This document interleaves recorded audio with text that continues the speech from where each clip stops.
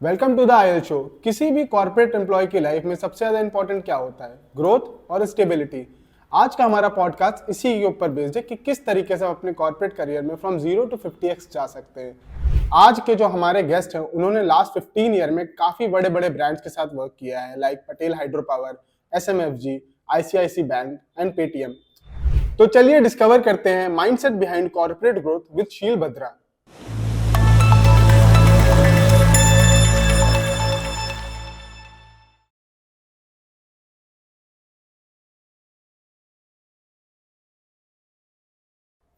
So I started from a small town. मेरा जन्म रांची में हुआ एंड वहीं पे मेरी स्कूलिंग वगैरह हुई.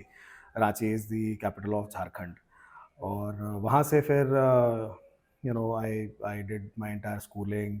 स्कूलिंग के बाद I went for my engineering. So because you said ups and downs, तो वैसे तो ये स्टोरी बहुत सिंपल हो जाती है अगर मैं सिर्फ ये दो तीन चीज़ें बताऊं, but right right. Of course ये एक सीवी या एक रिज्यूमे नहीं है, तो I have to also tell you the story behind it. Right. So अब इंटरव्यू में जब क्वेश्चन आया, and that question was to kind of build a program. तो पहले तो उन्होंने पूछा tell me about yourself. Now tell me about yourself is such a big opportunity at any interview. जिस समय आपको किसी ने बोल दिया ना, boss the ball is in your court and you can play it as hard as you can, क्योंकि ये तो बहुत ही ओपन क्वेश्चन है. अब लोग यूजुअली क्या गलती करते हैं ना, यहाँ पे सीवी की बात बताने लग जाते हैं, जो उन्होंने सीवी में ऑलरेडी लिख रखा है कि मैं यहाँ से हूँ, मैंने यहाँ पढ़ाई करी है, मेरे इतने मार्क्स आए थे. Nobody is interested in that because the CV is already there, they have read it, they have shortlisted it. उन्होंने सब कुछ उनके सामने पड़ा हुआ है ना. Why do you need to repeat all of that? And it is such a waste of that opportunity to repeat the same thing that is there in the CV. So what I do usually is I say that the basic information, while it is already there in your CV, I'll tell something that is not there. And this is how I start. Tell me about yourself. अब ये interest आ गया ना सामने वाले का कि यार ये क्या बताने जा रहा है जो वहाँ पे नहीं है. जो नहीं लिखा है. And then and you have to be, see, you have to be a storyteller, and you have always been a storyteller. Try to understand that आप क्या अपने पापा को कहानियां नहीं सुनाते थे बचपन में, मम्मी को नहीं सुनाते थे, कहीं से आते थे, ये हो गया वो हो गया, मैंने ये देखा वो देखा, ये किया वो किया. All of us are storytellers. Right. बड़े होते होते बस वो चीज करना भूल जाते हैं. हाँ. You have been such a good storyteller. You have been such a good actor. Right. झूठ बोलते थे बचपन में कि हाँ इस वजह से लेट हो गया. हाँ. देर किसी और चीज से हुई है. हाँ. और मतलब जैसे कभी भाई बहन में लड़ाई हो गई, मम्मी पापा आए, इमीडिएटली ऐसा दिखाते थे कि नहीं मेरी तो कोई गलती ही नहीं है. Right. So you have been an actor, you have been a storyteller. Right. ऐसा हुआ वैसा हुआ, you have been telling stories to everyone. Why can't you do that in an interview? Right. We are all brilliant storytellers. Right. आपको वही करना है, तो मैं तो यूजुअली यही करता हूँ कि I start of tell me about yourself वाले में, that there are the basic things, education and everything, and hometown and all these things, but they are already there in my CV. So I'll tell you things that are probably not there, and then I start my story that I was born in a town called Ranchi. Ranchi is kind of a cosmopolitan town when it comes to cultures, because people from various backgrounds, they come to Ranchi. They have settled there in Ranchi, and the people, the languages, the food, you get that kind of diversity there. Right. So you get that kind of an exposure, right? ये कितनी interesting बात है उस शहर के बारे में जो यूजुअली लोग नहीं जानते. लोग एजुकेशन के बारे में बताने लगते हैं कि हाँ. हमने ये किया, ये हाँ. कोर्स किया, यहाँ से और ये. आप अपने बारे में बता रहे हो ना कि मैं एक ऐसे शहर में रहा हूँ.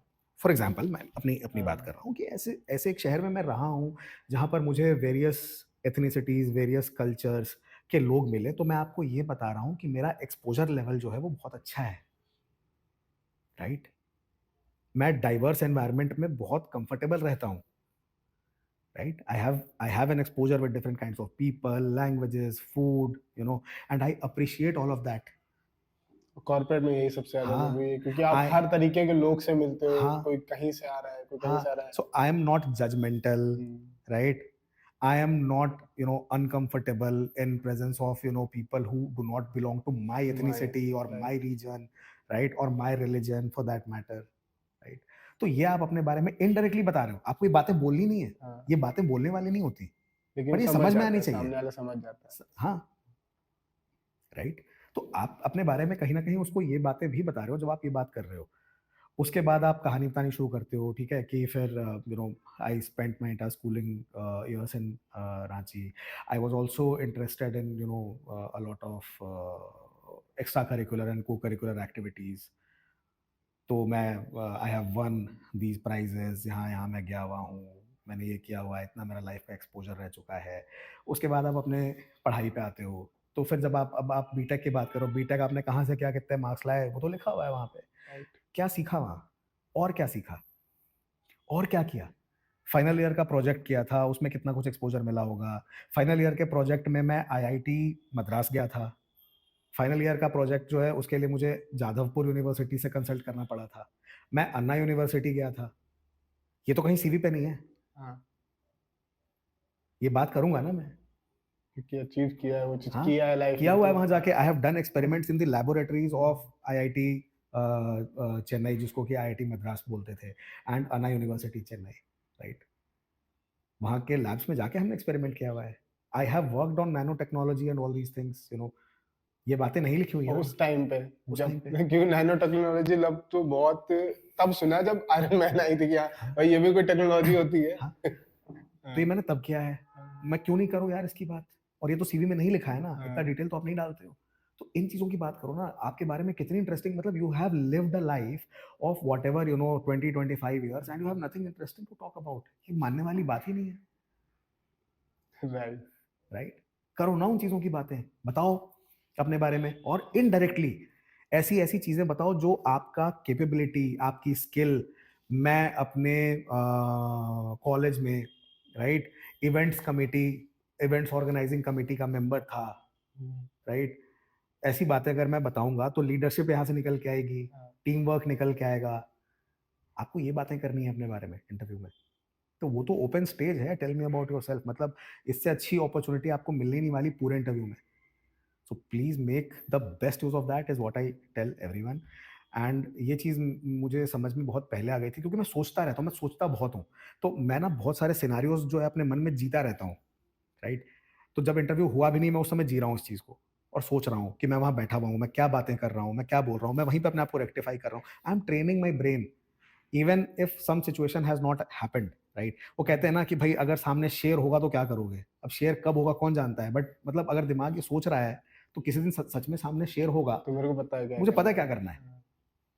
मैनिफेस्टेशंस को बोलते हैं आज की डेट में कि हाँ ठीक है, पहले से ही इमेजिन करके रखो कि पहले हाँ से ही आने मुझे वाले पता है टाइम ना, में तो क्या सिचुएशन, करना अब ठीक है, मतलब you can not imagine everything, है। बट कुछ जो चीजें हैं, अब जैसे आपको पता है कि मैं एक इंटरव्यू में जा रहा हूँ, वो क्या पूछ सकता है, मैं क्या बातें कर सकता हूँ, मैं और अच्छे तरीके से कैसे बोल सकता हूँ, ये होती है इंटरव्यू की प्रिपरेशन। ये नहीं होती कि मैं रटे जा रहा हूँ चीजें और मैं 50 वीडियो देख रहा हूँ कि वहां पे आपको कॉन्फिडेंस दिखाना है, बॉडी लैंग्वेज, ये वो, अरे सब चलता है यार, बात तो करो। राइट। ये हर कोई एक वो फ्रेम में नहीं फिट होगा ना कि बॉडी लैंग्वेज ही सही होनी चाहिए। तो अब आदमी बॉडी लैंग्वेज को लेकर इतना कॉन्शियस है कि मुद्दे की बात कर ही नहीं पाया वहां पे। राइट। तो If I am sitting खुद like को this सवाल in an interview, it is not a very good body language as per the body language experts. But जो मैं बातें कर रहा हूँ, कि आपका ध्यान एक बार भी गया था कि मैं ऐसे बैठा हुआ हूँ? नहीं। नहीं गया था, नहीं जाएगा। और अगर मैं आपसे कोई बात ही नहीं करूं और आप मेरा बॉडी लैंग्वेज देखो और मेरा बॉडी लैंग्वेज बहुत अच्छा है, क्या आप मेरे को सिलेक्ट करोगे? नहीं। नहीं करोगे। कनेक्शन बिल्ड करना बहुत इंपॉर्टेंट होता है एक और इंटरव्यूअर के साथ। और क्या, किस चीज पे आप उसका ध्यान आकर्षित कर रहे हो अपना? Nobody will care how I am sitting. Probably nobody will care how am I dressed. I remember there was this ICICI bank interview. So I feel, a little warmer as compared to other people. So I start sweating, and I also have this condition, so I sweat a lot. So I reached there, ICICI bank का interview था, and मुझे ये बोला गया था कि it's an HR discussion. मैंने specifically पूछा था कि क्या ये इंटरव्यू है, तो नहीं, ये एक एचआर डिस्कशन है, but somehow the panel was there, तो दे डिसाइडेड कि ये अगर कैंडिडेट अवेलेबल है तो करा सकते हैं। And but I went prepared, ठीक है, क्योंकि भाई सिनारियो कुछ भी हो सकता है, मतलब मैं थोड़े ना, एचआर डिस्कशन है तो मैं नॉर्मल कुछ भी पहन के, I went in a suit, in a proper suit. You should always be prepared. कुछ भी हो सकता कुछ है। भी हो सकता है और जनरली लोग क्वेश्चन भी इसी टाइप के सोच के, अरे एचआर क्या पूछेगा, भाई, क्या सीजन करते चल रहा है हैं, अगर, क्या तो छाता expectation लेके निकलिए बाहर, हाँ, राइट। right. अभी आसमान साफ है, बारिश हो गई तो क्या करोगे? छाता तो रहना चाहिए ना, सीजन है तो छाता रहना चाहिए, सिंपल एज दैट। आपने धूप देख लिया, आप लेके गए नहीं, बारिश हो गई, फिर आप बोलोगे यार मौसम खराब हो गया, गलती आपकी थी, you are not prepared. So I went there in a suit. I went, अब प्रॉब्लम क्या थी, गर्मी का दिन था, Bombay, right, Mumbai as they call it, very humid, hot, and somehow जो जिस रूम में इंटरव्यू था उस रूम का एसी नहीं चल रहा था। Now those people were already sitting there and they were not wearing suits, तो they were acclimatised to that temperature, वो वहां पे कंफर्टेबल थे। मैं बाहर से आया था, तो पहले जिस रूम में मैं बैठा था वहां एसी चल रही थी। अब जब मैं इंटरव्यू के लिए गया उस रूम में, अब एसी नहीं चल रही है, इंटरव्यू हो रहा है, तो कहीं ना कहीं वो मेंटल एंजाइटी या स्ट्रेस थोड़ा सा तो आप में रहेगा ही रहेगा इंटरव्यू का। गर्मी है ही है, सूट पहन रखा है अलग। I was sweating like anything, मतलब वो बहे जा रहा है बस, राइट। और इस सिचुएशन में मैं बैठा वहां पे, देन दे टोल्ड मी कि you can get rid of the jacket. मैंने जैकेट उतारी, चेयर पे रखी, थैंक्स बोला, and I sat again and I started talking. और मैं ऐसे ही बात कर रहा था जैसे अभी आपसे बात कर रहा हूँ, and I kept on talking, right. आप अपनी कहानी इतनी अच्छी बताओ ना यार कि सामने वाला उसको सुनने में इतना मंत्रमुग्ध हो जाए that he forgets what he had to ask, right. And they were also kind of surprised कि जिस हिसाब से इसके पसीने आ रहे हैं और जिस हिसाब से बातें कर रहे हैं, मैच नहीं हो रही चीजें, राइट। पसीना इसलिए आ रहा था क्योंकि गर्मी लग रही थी, and I sweat more, right. So that condition was also there, but confidence में कोई कमी नहीं थी, बात तो मैं ऐसे ही कर रहा था। अगर आप बात ना कर पाते तो जनरली ये कहते हैं डर के मारे पसीना आ रहा है, डर रहा है, सो anxiety हो आफ्टर अ रही है। Certain point in time they also forgot कि पसीना आ रहा है, क्या हो रहा है। मैं बस पसीना पोंछ रहा था और बातें कर रहा था, और मैंने उनको पहले ही बोला था कि I am so sorry, I tend to sweat a lot and it's a little bit hot in here, so please forgive me for this, but I am very comfortable, so I have no issues. उन्होंने बोला पानी P low, मैं नहीं, I am fine, आई। सो उनका ध्यान नहीं गया ना उस पर, पसीना आ रहा और क्या हो रहा है, know these things didn't matter, क्या बॉडी लैंग्वेज और क्या ये वो नहीं था। सो कंटेंट जब नहीं होता है ना, तो आप प्रेजेंटेशन पे बहुत ज़्यादा फोकस करते हो कि भाई कैसे मैं इतना अच्छा प्रेजेंटेशन कर दूं कि एवरेज कंटेंट या वो कंटेंट भी मेरा बहुत अच्छा लगे। बट जब कंटेंट होता है तो आपको उसकी ज़रूरत नहीं होती, राइट। ठीक है। प्रेजेंटेशन उतना इंपॉर्टेंट नहीं रह जाता कि कंटेंट इतना इंपॉर्टेंट है। आज के डेट में जो some of the best stand up comedians हैं, कौन सूट पहन के आ रहा है स्टेज पे? Do you care what they have put on? You don't care. और वो कोई बहुत अच्छा वो भी नहीं, वो नॉर्मल टी शर्ट और उसमें आ रहा है, किसी को क्या फर्क पड़ रहा है।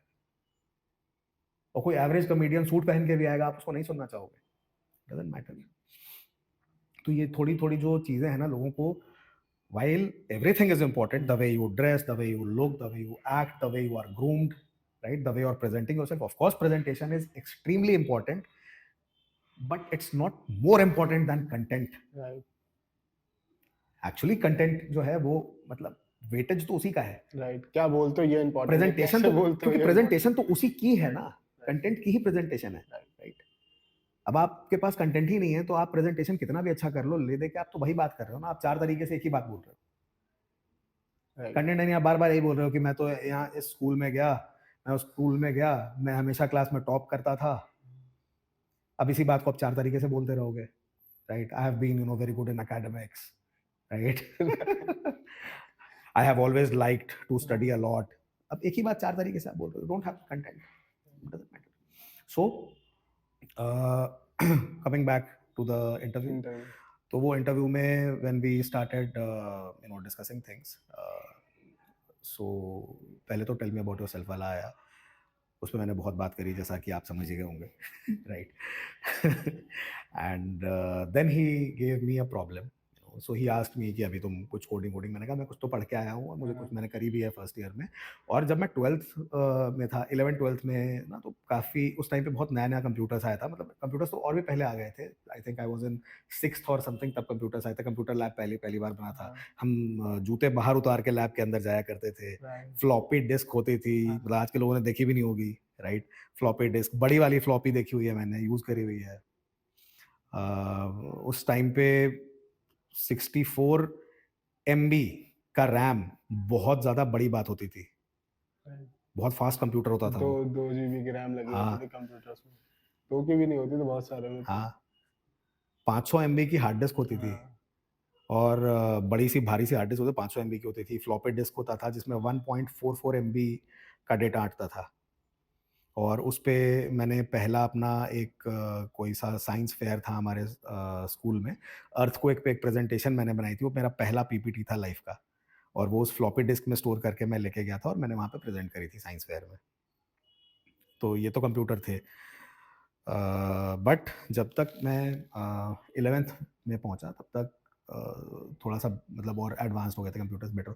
तो इनिशियली तो हमने लोगो वोगो पे काम किया था। लोगो एक सॉफ्टवेयर होता था, एमएस डॉस पे हम काम करते थे, हाँ। राइट? उस समय तो विंडोज़ भी नहीं था उन कंप्यूटर्स में। फिर विंडोज़ आए और विंडोज़ के ऊपर फिर हमने कुछ कुछ करना सीखा। सो हमारा पहला जो प्रोग्रामिंग वगैरह स्टार्ट हुआ एचटीएमएल और वो पढ़ाना शुरू किया था जो हमारे टीचर थे उन्होंने। बट मेरा क्योंकि इंटरेस्ट था, जैसे मैंने बोला कि no I wanted to build things and ये वो, तो मैं घर जाके अपनी बुक्स पढ़ता था और उसमें मैं देखता था तो आगे के चैप्टर्स कुछ पढ़ के या कुछ सीनियर क्लासेस की जो बुक्स होती थी कंप्यूटर की प्रोग्रामिंग की उसमें, तो वहाँ मैंने कुछ कुछ चीज़ें सीखी। विजुअल बेसिक की कुछ प्रोग्रामिंग मैंने सीखी। तो मैं अगले दिन क्लास में वापस गया और सर उस दिन बता रहे थे 2 नंबर्स को ऐड करना। हम्म। तो मैं उधर ध्यान नहीं दे रहा था, मैं कुछ-कुछ कर रहा था अपने कंप्यूटर पे। तो वो आए और उन्होंने बोला कि, "तुम क्या कर रहे हो?" मैंने कहा, "सर आप जो वो बता रहे हो ना एडिशन का, मैं उसी चीज़ को एक कैलकुलेटर में बिल्ड करने की कोशिश कर रहा हूँ।" सी लैंग्वेज के थ्रू। तो नहीं, एचटीएमएल एंड वीबी स्क्रिप्ट। तो उन्होंने बोला, "दिखाओ क्या कर रहे हो?" तो मैंने दिखाया कि मैं ये बना रहा हूँ। तो एचटीएमएल का एक वेब पेज है, उस वेब पेज के अंदर जैसे अभी आप इसमें बता रहे हो ना कि एचटीएमएल में सिर्फ अगर लिखोगे 2+2 तो वो रिटर्न आउटपुट 4 देगा। मैं उसको डायनामिक बना रहा हूँ कि मैं 2 बॉक्सेस दे दूँगा जिसमें आप अंदर 2 और 2 लिखेंगे और फिर आउटपुट उसका 4 आ जाएगा। बटन क्लिक करने से उसका क्लिक टू एक्शन वाला बटन होगा। ये सब मैं पढ़ के आया था घर से। तो उनको बहुत अच्छा लगा एंड देन ही सेड कि तुम ये तुम्हारा फिक्स्ड कंप्यूटर है, तुम इसी पे बैठना। जो मन में है बनाओ। राइट? मैं जो पढ़ा रहा हूँ मुझे पढ़ाने दो, तुम्हें जो मन में है तुम बनाते रहो इसके ऊपर। And he was very happy with that. But वो चीज़ कंटिन्यू नहीं हो पाई फिर ऑफ कोर्स, क्योंकि फिर लाइफ की प्रायोरिटीज और वो जॉब वॉब और फिर इंजीनियरिंग और फिर इलेक्ट्रॉनिक्स और उस डायरेक्शन में चला गया। बट बेसिक वो चीज़ थी कि मुझे प्रोग्रामिंग और उससे एक्सपोजर अर्ली ऑन थोड़ा सा मिल ही गया था, प्लस फर्स्ट ईयर में जो हमने पढ़ाई करी थी।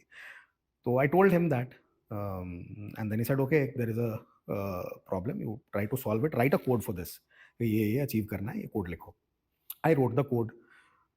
Of course, वो कोड सही नहीं था पूरी तरह, मुझे पता पूरी तरह से सही नहीं था, बट कोड का के 2 पार्ट्स हैं बेसिकली। एक है स्ट्रक्चर, एक है लॉजिक। और ऑफ कोर्स इसको पूरा कवर जो मतलब जिस प्लेटफॉर्म पे चल रहा है वो है लैंग्वेज। तो प्रोग्रामिंग की लैंग्वेज जो बेसिक थोड़ी बहुत आती थी वो मैंने यूज़ की थी।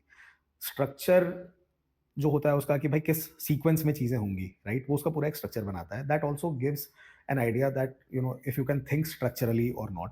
एंड देन लॉजिक है because everything is driven by logic, by mathematics. मतलब ये होगा तो ये होगा तब जाके ये होगा, and 1 + 1 = 2, it's all logical, right?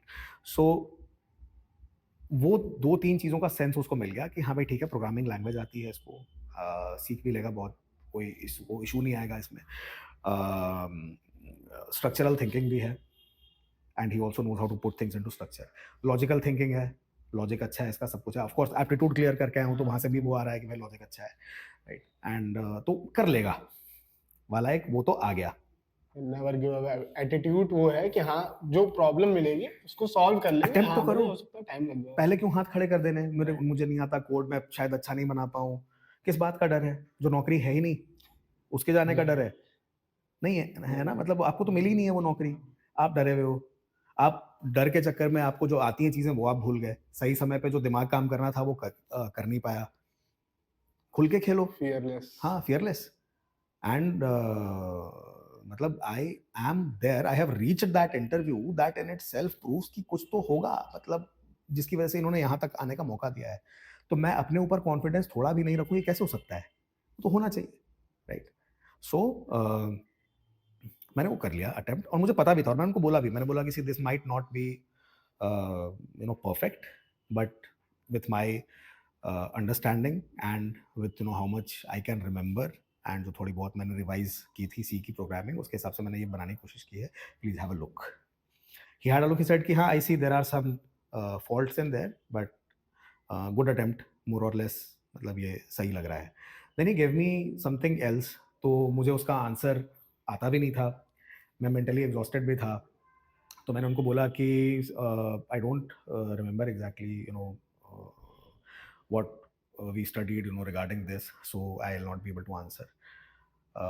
But yes, I mean, I'm definitely interested in computers, in programming, because there are some projects that I have worked on as my final year project also, and which kind of are very much relevant to the future of computing. Right, because मैं nano technology में project था. अब future of computing जब मैं बोलता हूँ, आज आप देखो, अभी कुछ दिन पहले न्यूज़ आई है कि Google has built a quantum computer. Right. Right. Quantum computer की बात मैंने इंटरव्यूअर से की थी बैक इन 2011. जब जानते ही नहीं थे कोई नहीं जानता क्वांटम था, कंप्यूटर होता क्योंकि क्या है. क्योंकि क्योंकि पढ़ा है ना, क्यूरियोसिटी थी, तो पढ़ा, जहाँ से जो मिला पढ़ लिया. नैनोटेक की कहीं बुक दिखी, लाइब्रेरी में कुछ दिख गया, उठा के पढ़ लिया, पता है इसीलिए. तो मैंने तब उनको बोला कि see there are two binary states of an electron, right? And that is why it is an either a 0 or a 1, right? But there are 32 quantum states of an electron. So with just 0 and 1, if you are able to have that much computing power what we have today, imagine what can we do with all the permutations and combinations of the 32 quantum states of an electron, right? And quantum computing is the future of computing, and nanotech will play a great role in that. And then I switched the discussion because quantum computer के बारे में इतना ही आता था, right? So you have to आपको you have to think on your feet. Conversation पूरी जो language पे चल रही थी, अब वो तो क्वांटम वहाँ कंप्यूटर से नैनोटेक पे आ गई. बिल्कुल आपके साइड पे चल हाँ, क्यों? तो भाई जब मुझे नहीं आता जो आप मुझसे पूछ रहे हो, तो मैं उस पर बात करूं जो मुझे आता है, बट वो बहुत ही प्यार से शिफ्ट करना होता है उधर, स्मार्टली उसको बहुत किस स्मार्टली उधर तरीके से शिफ्ट करना डाइवर्ट होता है. करना है. उसके लिए दिमाग चलता रहना बहुत जरूरी है, और उसके लिए डर का नहीं होना बहुत जरूरी है. इंटरव्यू को ये नहीं लगना चाहिए तो अपने मन की बात बता रहा है, जबरदस्ती उसको बोल लगना रहा है चाहिए कि ये मेरे मन की बात बता मेरे रहा है. मन की बात बता रहा है, और उसी बात के कंटिन्यूटी में इसने ये डिस्कशन किया, तो कहीं भी वो वो झटका नहीं लगेगा उसको, जिसको उसको लगेगा ये बात करते करते अचानक से ये बात कैसे करने लग गया, राइट? और सेकंड तो से आपको रोकेगा रेलेवेंस नहीं. भी होना चाहिए रेलेवेंस, उस फील्ड से. हाँ, इसीलिए तो वो बहुत ही स्मूथ ट्रांजिशन होना चाहिए, और रेलेवेंट होगा तभी वो स्मूथ ट्रांजिशन होगा. बट दिमाग चल रहा होगा तभी तो आप तभी तो. अंदर से खंगाल के निकाल पाओगे कि क्या मेरे पास और कोई रेलेवेंट कंटेंट है जिसकी बात मैं कर सकता हूँ. इसको कहते हैं presence of mind, Right. Right? और ये तभी हो सकता है जब दिमाग शांत रहे. जिसका दिमाग शांत नहीं है उसमें प्रेजेंस ऑफ माइंड आ ही नहीं सकती, क्योंकि आप सही समय पे सही चीज खंगाल के नहीं निकाल सकते अपने अंदर से, right? And to have a calm mind, सबसे पहली चीज जो है वो है डर का नहीं होना. ये बहुत इंपॉर्टेंट है. So then I started talking. अब क्वांटम कंप्यूटिंग पे जितना आता था, एक आधा दो चीज़ें और आती थी, वो मैंने बोली. फिर क्वांटम कंप्यूटिंग अचीव कैसे करेंगे पे नैनोटेक आया. अब नैनोटेक पे मेरा फाइनल ईयर का प्रोजेक्ट आ गया, तो पहले नैनोटेक पे कुछ बातें की, फिर अपने फाइनल ईयर के प्रोजेक्ट पे मैं बातें करने लग गया. अब प्रोजेक्ट तो भाई कितने महीनों से कर ही रहा था मैं, तो मुझे तो उसके बारे में सब कुछ पता है. उस पर मैं और आधा घंटा, 1 घंटा, 2 घंटे बात कर सकता हूँ बहुत आराम से. So the interview, which was supposed to end in 15 minutes, went on for 1 hour 45 minutes. बाकी लोगों को आके उनको बोलना पड़ा कि सर खत्म कर दो अब, और भी कैंडिडेट्स वेट कर रहे हैं. We kept on having that discussion. मतलब वो 1.25 घंटे चल गया वो इंटरव्यू, राइट? राइट. और यूजुअली लोग कोशिश करता रहे मेरा इंटरव्यू जल्दी से खत्म हो. सो एक चीज ये भी मैंने थोड़ी सी नोटिस करी है कि जो दो ही इंटरव्यू अच्छे होते हैं यूजुअली. एक जो बहुत जल्दी खत्म हो जाए, एक जो बहुत देर से खत्म हो. बट यूजुअली जो इंटरव्यू जल्दी खत्म होते हैं वो यूजुअली खराब ही होते हैं. हाँ. मतलब आगे कुछ उसमें आने वाला नहीं है, because the guy has no interest in talking to you. तो या तो बहुत ही एक इजी रोल या इजी पोजीशन के लिए इंटरव्यू हो रही है, जिसमें कि उसने बस देखा वेखा, उसको ज्यादा कुछ पूछना नहीं है, तब आपका सिलेक्शन हो जाएगा बिना कुछ उसके. बट अगर कुछ भी उससे बात करनी और उसने आपको मतलब प्राइमा फेसी रिजेक्ट कर दिया, तभी वो आपको तुरंत बाहर भेजेगा. So it is always good if an interview is going on for a longer time. कभी कभी नहीं भी होता है, right? There are interviews which will go on for long. There are multiple rounds of interviews that will happen. कभी कभी होता है कि you will be giving 8-10 rounds of interviews, right? Especially critical roles के लिए, जब senior positions के लिए जाते हो. राइट एंड आई यहाँ थिंक जब आप किसी से इतने लंबे समय तक बात करते हो तो एक कनेक्शन सा बिल्ड हो जाता है दोनों के बीच में, देन वो फिर इंटरव्यू नहीं रह जाता है, लाइक कि हाँ एक डिस्कशन हो रहा है, डिस्कशन हो बात रहा हो है, रही है, वो बात हो आपको रही एज अ है, कैंडिडेट नहीं लेता है, वो आपको एज अ फ्रेंड समझ लेता है, या तो फिर आपको म्यूचुअल समझता है रिस्पेक्ट कि आ जाती है हाँ वहाँ कि पे, हाँ कि राइट? इसको नॉलेज है, वो वाला एक एंगल तो आ जाता है। ये चीज तो पर्सनली एक्सपीरियंस की है हमने भी राइट। कि हाँ सो और कभी कभी क्या है ना कि 8-8 10-10 राउंड के बाद भी सिलेक्शन नहीं होती है, हाँ तो कोई मतलब it's all part of the process ना। इसमें कोई हताश निराश होने वाली बात नहीं है, डरने वाली कोई बात नहीं है। एम आई डूइंग, मतलब लोगों में इतना ज़्यादा प्रेशर है ना, I have to be at my best, I have to be at my best. Boss, you are at your best when you are not thinking about being your best. ये right हमेशा याद रखो आप, क्योंकि जब constantly अगर मैं अंदर अपने ऊपर ये प्रेशर बना रहा हूँ ना, I have to be at my best, I have to be at my best, तो मेरा आधा ध्यान तो उस तरफ चला गया। राइट एंड अब तो मैं बहुत सारी ऐसी गलतियां कर जाऊंगा जब मैं वो नहीं सोच रहा हूँ ना। I am at ease, I am comfortable, अंदर से नेचुरली चीजें आ रही हैं। I just have to ensure that I am myself. तो ये जो ऑनेस्टी की बात मैंने की, वो सिर्फ आपके कॉन्वर्सेशन में नहीं, आपके एटीट्यूड में भी रहेगी ना। जब if you are honest to yourself, right you are trying to be yourself in that interview, I think you can do much better. So that's exactly what happened. I got that job, but unfortunately the offer letter came a lot later. तो मेरी जब engineering ख़त्म हो गई और अभी तक offer letter आया नहीं है, एक नौकरी लगी थी। एंड नेचुरली प्लेसमेंट का प्रोसेस होता है कि एक नौकरी लग जाए तो आप दूसरी कंपनी में नहीं बैठ सकते, तो और किसी में बैठा नहीं।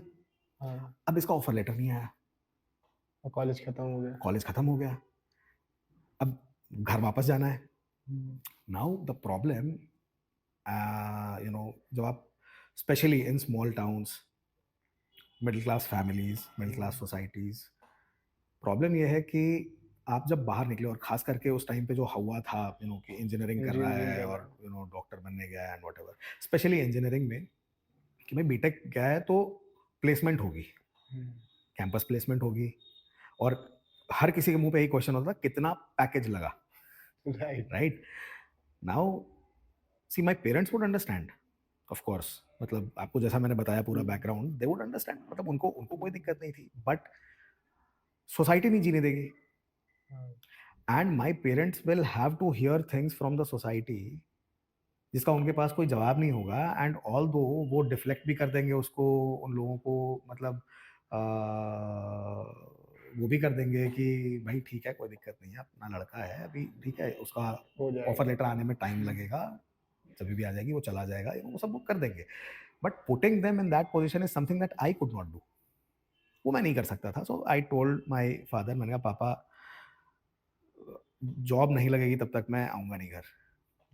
And it's a very bold decision. आज की डेट में तो लोग डेफिनेटली ऐसा नहीं कर पाएंगे, क्योंकि एज अ यंगर जनरेशन की वो ये कहेंगे अरे घर तो है ही है, हाँ, तो मुझे स्ट्रगल क्या करना है, मैं तो घर हाँ, जाऊंगा कंफर्ट करने है, के ये है, लिए, वो है, मैं घर बाद है, में ट्राई करूंगा हाँ, घर करने के चला लिए। जाऊँगा, है ना हाँ पापा, घर का कंफर्ट है, ये है, वो है। क्योंकि you have to be self respecting, right और वो सब कुछ, ये वैल्यू सिस्टम जिसकी बात मैं कर रहा हूँ ना, ये वहाँ से आता है। इनिशियली हाँ, जो बचपन में ही फीड कर दिया जाता हाँ, है, उसी के बिहाफ पे आप पूरी लाइफ जीतो। हाँ, कि मैंने बोला, मैं अपने आप को अब एज एन इंडिविजुअल देख रहा हूँ, hmm, right? So even asking my father for help is something which I am not very comfortable with. अब मुझे अपने पैरों पे खड़ा होना है, ठीक है, मुझे सेल्फ डिपेंडेंट बनना है, right? I have to get out of that shadow, that comfort zone, ये सब तो मुझे करना ही है। राइट प्लस मेरी वजह से मेरे पेरेंट्स को एक ऐसी पोजीशन में आके खड़ा होना पड़े जहाँ पे कि सोसाइटी इज क्वेश्चनिंग देम, और हर कोई देख रहा है। And I have people my age, मेरे रिश्तेदार हैं, राइट, रिश्तेदारों के बच्चे हैं, मेरे दोस्त हैं, आस पड़ोसी मोहल्ले वाले, एवरीबडी इज लाइक, अरे इसका क्या हुआ, राइट? कहाँ लगी, कितने की पैकेज लगी, हैं जॉब नहीं लगी। I don't want to put my parents in that position. So मैंने बोल दिया है, मैंने कहा कि पापा मैं नहीं आऊँगा घर, जब हाथ में नौकरी होगी तभी आऊँगा। And my dad was also not very happy about it, he said right कि यार ऐसे थोड़े होता है। मैंने कहा नहीं पापा, मैं नहीं आऊँगा, और कोई भी पूछे जॉब का तो आप बोल देना लग गई है, क्योंकि जॉब तो लग गई है, हाँ राइट? ऑफर लेटर नहीं आया। मैं बोल तो आप बोल देना कि सेंट्रल में लग गई है जॉब, बट जब तक वो ऑफर लेटर हाथ में नहीं आएगा, मैं ज्वाइन नहीं कर लेता ना, मैं घर नहीं आऊँगा। अब ऑफर लेटर आए ही ना, और कोई भरोसा भी नहीं लग रहा है कि यार, क्योंकि उस साल मार्केट भी बहुत अच्छा नहीं था। नाउ वी आर थिंकिंग कि यार कहीं ऐसा तो नहीं हो कि आए ही नहीं ऑफर लेटर, फिर क्या करेंगे। सो देन आई सेड कि मुझे तो इमीडिएटली अब कुछ और ढूंढना पड़ेगा, और मैं अगर घर नहीं आऊँगा तो मैं कहाँ रहूँगा। हाँ। So I had my brother in Delhi, मेरी बुआ के बेटे, but much more than my own brother if I had one, right? uh, and he's like a not just a brother, मतलब वो मेरे से बड़े भी हैं थोड़े से, तो he's like a guardian, like a like a parent, like a brother, like a friend. So उनको मैंने फ़ोन किया, और उन्होंने ही मुझे लाइफ में एट टाइम्स जो सही गाइडेंस होती है, बिकॉज उनको वो एक्सपोजर मिल गया था, डॉक्टर बनने चले गए थे, तो एमबीबीएस कर लिया था, एमडी कर ली थी, सीनियर रेसिडेंसी कर ली थी, दिल्ली में थे। सो ही हैड दैट एक्सपोजर, तो वो मुझे गाइड करते थे, बट उनकी फील्ड बहुत अलग थी, राइट? वो मेडिकल वाली फील्ड में थे और मैं इंजीनियरिंग वाली फील्ड में था। सो बट एटलीस्ट बेसिक्स तो वो गाइड कर ही सकते थे, तो वो हमेशा करते रहते थे कि ये कर लो, ये कर लो, and he was always pushing me in the right direction. तो मैंने उनको फ़ोन किया, मैंने कहा भैया ऐसी ऐसी बात है, नौकरी तो है बट ऑफर लेटर आया नहीं है, मैं घर जा नहीं सकता, so I will have to live somewhere and find a job, पैसे हैं नहीं, राइट? मुझे कुछ समझ में नहीं आ रहा है, तो मैं आपके पास चला हूँ क्या? एंड ही सेड हाँ चले आओ। सो मैं चेन्नई से दिल्ली आ गया, एंड यहाँ आने के बाद then I started looking for jobs. So then I got my first job. ढूंढते ढूंढते थोड़ा टाइम लगा, सो आई थिंक अप्रैल इश मेरा ख़त्म हो गया था बीटेक, मई में मैं दिल्ली में था, एंड जून जुलाई अगस्त सितंबर में ऑफर लेटर आया।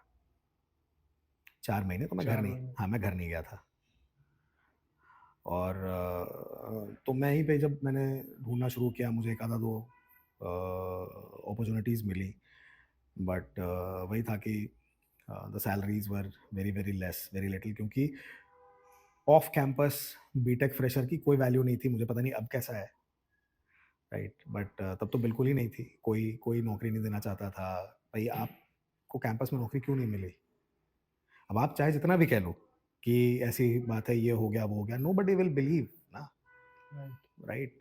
क्योंकि नोबडी, जैसे मैंने अभी बोला आपको, जो एकेडमिक रिकॉर्ड और इन चीज़ों की बात होती है, हो सकता है एक्सेप्शंस होंगे, but nobody wants to take a chance, right. I can not take a chance with my company, with my business, right? By hiring you, मतलब if there is any risk that I perceive. अब जब मुझे वो confidence आ ही नहीं रहा, भाई पूरे भारत में जो भी आदमी जा रहा है बीटेक करने के लिए, उसकी नौकरी लग रही, आप ही की नहीं लगी, उस क्यों नहीं समय लगी के भाई? ये तो तो कुछ भाई तो बीटेक कर लिया तो जॉब तो तो मतलब लग आप ही में कुछ जाएगी। दिक्कत होगी। फिर अच्छा 12th के मार्क्स भी अच्छे नहीं है, कहीं इसी वजह से तो नौकरी नहीं लगी, तो अगर कोई नहीं आप पे पंट लेना चाह रहा, मैं क्यों ले लूँ, right? All these things happen. So वो बहुत डिफिकल्ट हो जाता है finding a job off campus, and specially with that kind of marks in 12th। और तब एंड तो इतना एक्सपोजर भी नहीं था कि जैसे लिंक्डइन या नौकरी.com, बहुत सारे वेबसाइट्स हैं, पोर्टल हैं, हाँ, तब तो नौकरी इतना इन वगैरह सब थे, चीज़ बट हमें हमें पता भी इतना नहीं अवेयर था, नहीं होंगे उससे। अवेयरनेस नहीं थी, बहुत कुछ नहीं पता था कि कैसे होता क्या होता है, मतलब राइट। नौकरी वोकरी पे प्रोफाइल बनती है, बट क्या रिजल्ट्स आते हैं नहीं आते हैं, कोई गाइड करने वाला भी नहीं था। राइट। वेरी वो वही जो मैंने बोला आपको कि वो एक्सपोजर ही नहीं था कभी राइट। से, तो पता भी नहीं था आगे क्या करना है, करियर पाथ कहाँ बनाना है, एमबीए क्या होता है, एंट्रेंस दे सकते हैं कि नहीं सकते। भाई ठीक है, घर नहीं आना, हो सकता है एमबीए एंट्रेंस देकर अगर एमबीए में एडमिशन ले लिया होता तो still things would have been different, तो मैं घर भी आ सकता था, सब कुछ कर सकता था, my parents would have been proudly telling कि लड़का एमबीए कर रहा है, राइट। बट किसी ने बताया भी नहीं कि एमबीए कर लो, अभी कर लो। एंड हमारे लिए भी ये था कि यार बीटेक मतलब जॉब, बीटेक है तो जॉब चाहिए, जॉब चाहिए, और जॉब ही नहीं है अब, मतलब और 4 महीने हो 4 गए। साल मैंने लगाए, राइट? घर से मैं आया था दूर, वहाँ पे मैंने जो भी फीस दी, जो किया, I spent 4 years, right, preparing my self for this day which is not coming. Right. तो लोग ना फ्रस्ट्रेट हो जाते हैं, टूट जाते हैं, वो हो जाते हैं, but there are people who cry, and then there are people who act. I acted, वो मेरी चॉइस थी ना, I could have chosen to cry, but I chose to act. 12th में भी जब हुआ था तब भी, फिर एक टाइम भी आया बीटेक के बाद, जॉब नहीं थी तब भी, जितना आता था, जितना समझ में आता था, उस हिसाब से I chose to act. I came to Delhi, क्योंकि भाई मेट्रो में ही नौकरी मिलेगी, बॉम्बे में मेरा कोई था नहीं जान पहचान का, दिल्ली एक मेट्रो है, कोलकाता में कोई था नहीं, राइट? बैंगलोर में मैं किसी को नहीं जानता था, तो ये जितने भी जो जॉब्स जहाँ जहाँ पे हैं वहाँ मैं किसी को जानता नहीं था। दिल्ली मुझे पता था कि भैया है तो दिल्ली में कुछ ना कुछ नौकरी मिल जाएगी, लोगों को मिलती है, मैं भी चला जाता हूँ रैंडम। मैं आ गया यहाँ पे। So there was this construction company, Patel engineering and hydro power limited. वहाँ पे I got the job. Finally सितंबर में उनका ऑफर लेटर आया। ऑफ कोर्स जो पहली सैलरी थी, हमने जो डिस्कस किया था, जिस पे अग्रीमेंट हुई थी, उसका हाफ होके आया from HR, right, for whatever reasons वो हाफ होके आया। So then I called my reporting manager and I told him कि ऐसी ऐसी बात है। उन्होंने बोला कि यार अब ये तो जो है वो ऑर्गेनाइजेशन लेवल पे बैंड्स होते हैं या जो भी होता है, you are a fresher, you are getting this job off campus, so they have decided to offer this salary to you, but join कर लो, आगे देखेंगे, is what I would suggest. Now there were two options. या तो मैं वो छोड़ देता कि यार जितने पे बात हुई थी उसका आधा, हाँ, बात हुई थी जो उस समय के हिसाब से स्टैंडर्ड सैलरी जो होती है कि इंजीनियरिंग ग्रेजुएट की, उससे भी कम, जो जो सबसे कम वाला नीचे वाला बैंड होता है ना, जो बीटेक वालों को कैंपस में जो सबसे नीचे वाले बैंड पे सैलरी मिलती है, उस पे बात हुई थी, उसका आधा मिला था। हाँ, सो आपने स्विच किया। तो अब दो ऑप्शन थे कि या तो मैं उस ऑफर को रिजेक्ट कर दूं, बट नौकरी है नहीं और घर पे डिपेंडेंसी अब मैं नहीं रख सकता, मैं पापा पे और प्रेशर नहीं डालूंगा, ठीक है। So I have to be self dependent, मुझे जॉब तो करनी है और इंजीनियरिंग कंपनी है, ग्रो कर जाऊंगा, देखा जाएगा, नहीं ग्रो कर रहा हूँ फिर कुछ और फिगर आउट करूंगा, बट आज के लिए तो ये शुरुआत करनी पड़ेगी, हाँ, because I am a man with no money, कुछ नहीं से तो कुछ कुछ बेटर तो करना पड़ेगा, and I do not have any other job option. और मैं नोएडा गुड़गांव की धूल खा रहा हूँ पिछले 1.5-2 महीने से, और कोई नौकरी मिली नहीं है। एक नौकरी मिली थी, वो फैक्ट्री में फैक्ट्री फ्लोर की जॉब थी, बट वो करने में मेरा इंटरेस्ट नहीं था क्योंकि मुझे उसमें कोई ग्रोथ ट्रैजेक्टरी नहीं दिख रही थी। एक ये मिली जहाँ पे लगा कि हाँ शायद ठीक है, ढंग की नौकरी है, कर सकते हैं, बिकॉज ये profile, although company engineering company थी, बट ये प्रोफाइल बिजनेस का था, बिजनेस डेवलपमेंट था। और कंस्ट्रक्शन कंपनी थी, तो बिजनेस डेवलपमेंट मतलब कि गवर्नमेंट के साथ जो कॉन्ट्रैक्ट्स होते हैं और वो सब कुछ होते हैं, उन चीज़ों पे काम करना था।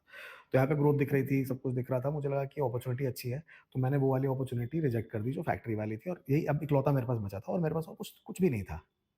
एंड आई वाज एक्सपेक्टिंग कि इसमें मुझे 25,000 रुपीज़ की salary I, because that was agreed upon, but वो हो नहीं पाया because of organization policies and all, and me being a fresher and getting the job off campus and my 12th marks, all of these things, they came into play, and finally it was a call taken कि हम इससे ज़्यादा नहीं दे सकते इसको, candidate को। तो मैंने हाँ बोल दी, मैंने एक्सेप्ट कर लिया ऑफर लेटर। सबसे पहले तो घर गया, बताने की, हाँ, बताने लग की हाँ गई भाई है है, जॉब। नौकरी लग गई है, मैं आ रहा हूँ घर, बिकॉज अपना सर भी तो ऊंचा होना चाहिए ना घर जाते हुए। कि हाँ, मैं सर झुका के घर जिस नहीं, पर्पस से डिसीजन लिया था वो पूरा हो गया। पूरा हो कि गया। हाँ, अगर घर आ जाते तो शायद वो नौकरी ना लगती, उस हाँ समय वेट करते रहते हाँ 4-6 महीने और, हाँ, तो भी कुछ होता ना होता, राइट। तो मैं तो कुछ सर जान ही झुका नहीं के रहता। नौकरी के बिना तो नहीं जा सकता था हाँ, वहाँ। So I finally I proudly went home, although I was not very happy about the salary of course, right, but नौकरी थी। हाँ, घर पे मैंने नहीं बताया कि सैलरी कितनी है, सैलरी सैलरी पूछे जाने पे मैंने वही वाली सैलरी बताई जिस पे बात तय हुई थी, ये वाली मैंने नहीं बताई, नहीं तो लोग परेशान हो जाते हैं कैसे रहेगा, कैसे इतने खाएगा, कम क्या में क्या ही करेगा, होगा। राइट। और इसीलिए अगर मुझे खुद से अपने घर में रहना पड़ता, रेंट पे घर लेके, आप पीजी में या जैसे भी रहने खाने का खुद देखना पड़ता, तो चीज़ें बहुत डिफिकल्ट हो जाती क्योंकि दिल्ली शहर के हिसाब से पैसे बहुत कम थे, right. Right.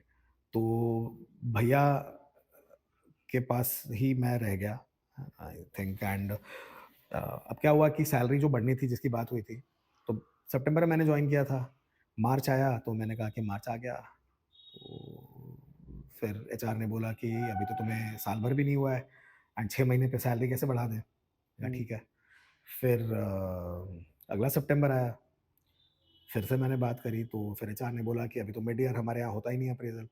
So it took me 1.5 years to get my salary increase.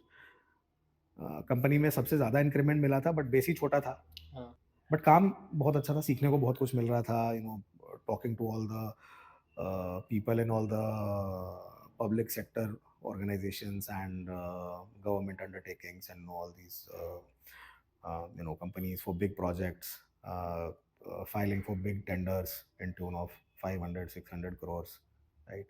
वो एक्सपोजर अच्छा था, बिजनेस डेवलपमेंट की प्रोफाइल थी, तो कैसे बिजनेस होता है वहाँ पे, कैसे कॉन्ट्रैक्ट वगैरह के लिए बिड करते हैं, क्या करते हैं, वो पूरा प्रोसेस समझना, वो सब करना, वो सब कुछ आया.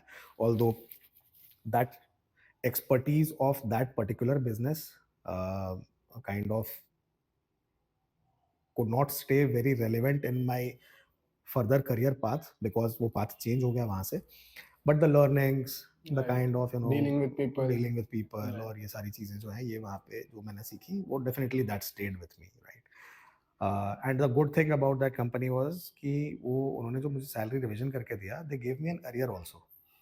तो पूरे एक साल मतलब they revised it effective last year, right? तो पूरे एक साल का अरियर आया मेरे को 40% इंक्रीमेंट वाला. तो जो मतलब आप समझ लो कि अगर 4,000 रुपए का सैलरी आपकी बढ़ी, राइट, तो लगभग 50,000 रुपया जो है आपको एक्स्ट्रा मिला अपार्ट फ्रॉम वो 50,000 रुपया मेरे अकाउंट में था. वो 50,000 रुपये ही मेरे काम आए बाद में, कैसे आए वो भी बताता हूँ आपको. सो सैलरी अब थोड़ी सी नॉर्मलाइज हुई. अभी भी जिस पे बात हुई थी उस सैलरी पे तो हम अभी भी नहीं आ पाए थे. And by the time I left that company, I work there for almost 3 odd years. तब तक भी वो सैलरी टच नहीं हो पाई थी जिसकी बात 3 साल पहले हुई थी. बट वही वाली बात है कि there is nothing that should stop you. अच्छा, I could have made a switch, I could have done an number of things. Why did I not do that? पहले साल जब मैंने ज्वाइन किया, पहला तो ये सितंबर वाला पीरियड था. उसके अगले साल आई कुड हैव स्विच्ड और एनीथिंग, बट मैं स्विच करता तो मैं because similar kind of company में जाता, कंस्ट्रक्शन में ही रहता, कहीं ना कहीं इधर उधर जाता, बिजनेस डेवलपमेंट में ही रहता. सो मेरे बीटेक का एक दोस्त था, जैसे ना कुछ ही दोस्त होते हैं, तो एक दोस्त मेरा था, वो मुझे फ़ोन करके कहता था कि यार एमबीए कर ले अब, राइट, तुझे एमबीए करना चाहिए, यू आर मतलब you will do well if you do that, and मुझे ऐसा लगता है कि तू अच्छा कर लेगा उधर, तो you should do that. And aptitude वगैरह तेरा अच्छा है, तूने पहले भी निकाला हुआ है. बिकॉज मैंने coast guard, Indian coast guard में असिस्टेंट कमांडेंट का भी क्वालिफाई किया था जब मैं बीटेक में था. बट अनफॉर्चुनेटली जब उन्होंने मुझे बुलाया था, यूपी में कहीं बुलाया था, आई थिंक नोएडा बुलाया था, कहीं बुलाया था, जहाँ पे they had to do the final screening and fitness tests and all these things. But मैं वहाँ पे आ नहीं पाया बिकॉज हमारा उसी टाइम पे फाइनल ईयर के प्रोजेक्ट का रिव्यू था, and the college was very very strict कि अगर आप उस दिन नहीं आओगे तो then you will have to reappear, दोबारा से आपको पूरा एक साल आपका वो हो जाएगा. तो मैं वहाँ सेलेक्ट होके भी एक साल तो दे नहीं सकता था. So I had qualified for assistant commandant in the Indian coast guard, which was I think gazetted a officer post. उसके लिए मैंने किया था qualify, but I could not attend the fitness वाला. थोड़ा सा विल पावर भी इसमें कम था. विल पावर कम क्यों था? क्योंकि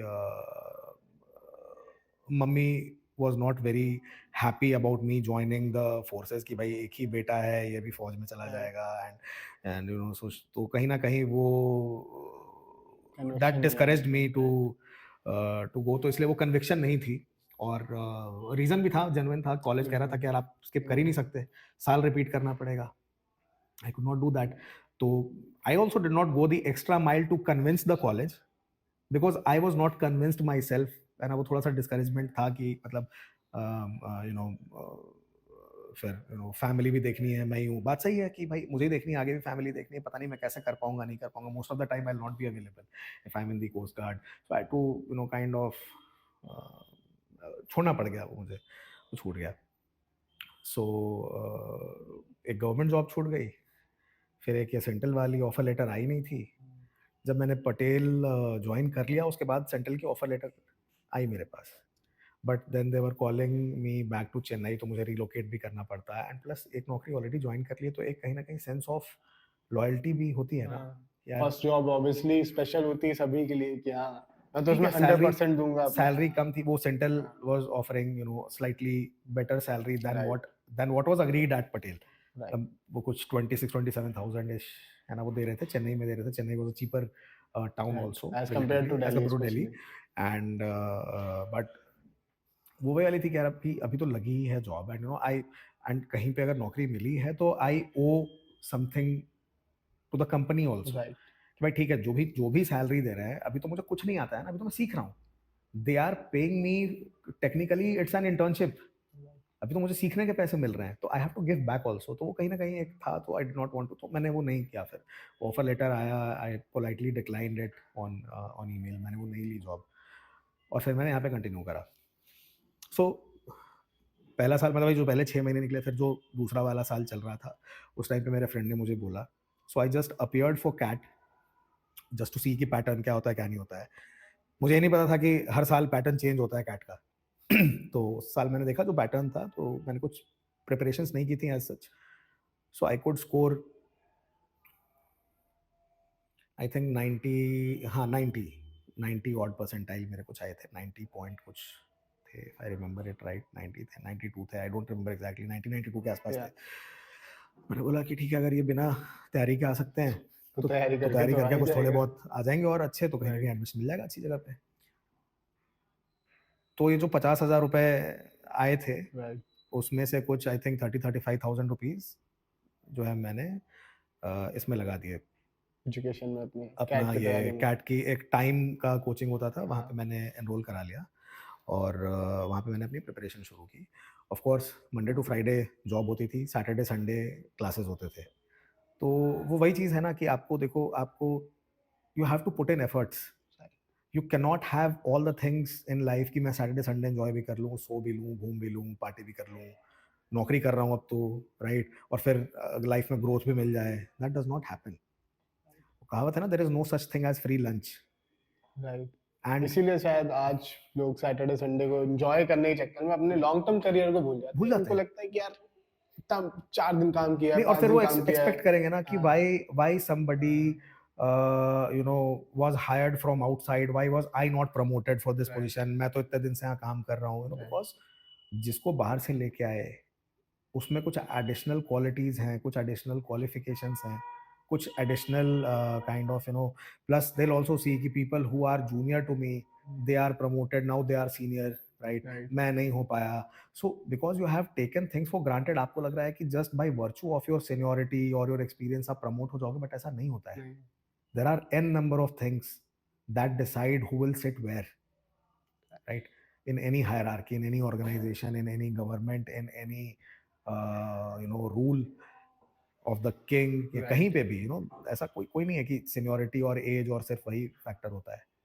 बट लोग यूजुअली ऐसा एक्सपेक्ट करते हैं कि यू नो यही है और मुझे होना चाहिए वहाँ पे, but you know you should also see कि वहाँ पे होने के लिए किन चीज़ों की ज़रूरत है, और कोई अगर वहाँ पे है तो उसने क्या क्या किया है। आप वो मेहनत करने को तैयार नहीं हो, आप उसकी कीमत चुकाने को तैयार नहीं हो। इट लाइफ में everything has a cost, everything has a cost. आप सोचते हो कि यार मैं सारी अच्छी चीज़ें भी कर लूँ, मैं अपने टाइम में एन्जॉय भी कर लूँ, मैं घूमता फिरता रहूँ, मैं टाइम पे घर जाया करूँ, मैं बिल्कुल 5-6 बजे लैपटॉप बंद कर दूँ, right? And I am not promoting a toxic work culture, I am not promoting overworking, but यार you have to go the extra mile if you want to, you know, एक एक पिरामिड है ना, you are competing, there are some 5-6 odd people, you are competing, you know, अगर आपकी team में 5-6 लोग हैं मान लो, अब कोई तो इसमें से ऊपर जाएगा। राइट आप अच्छा काम कर रहे हो, आप ये नहीं कह सकते कोई और नहीं कर रहा। Everybody is working hard, right, everybody is more or less, you know, honest to their work, to their role, to everything. अब जब similar kind of people are there, what factors will decide कि अब यहाँ से ऊपर कौन जाएगा? जो सारे ज्यादा तो नहीं जा एफर्ट सकते, करेगा। सारे नहीं जा सकते ना, दैट्स दिस इज रियलिटी। तो जो एक्स्ट्रा माइल गया, जिसके अंदर एडिशनल क्वालिटीज हैं, जिसके अंदर कुछ वो है, वही कर पाएगा, वही आगे जाएगा, और वो करना पड़ता है।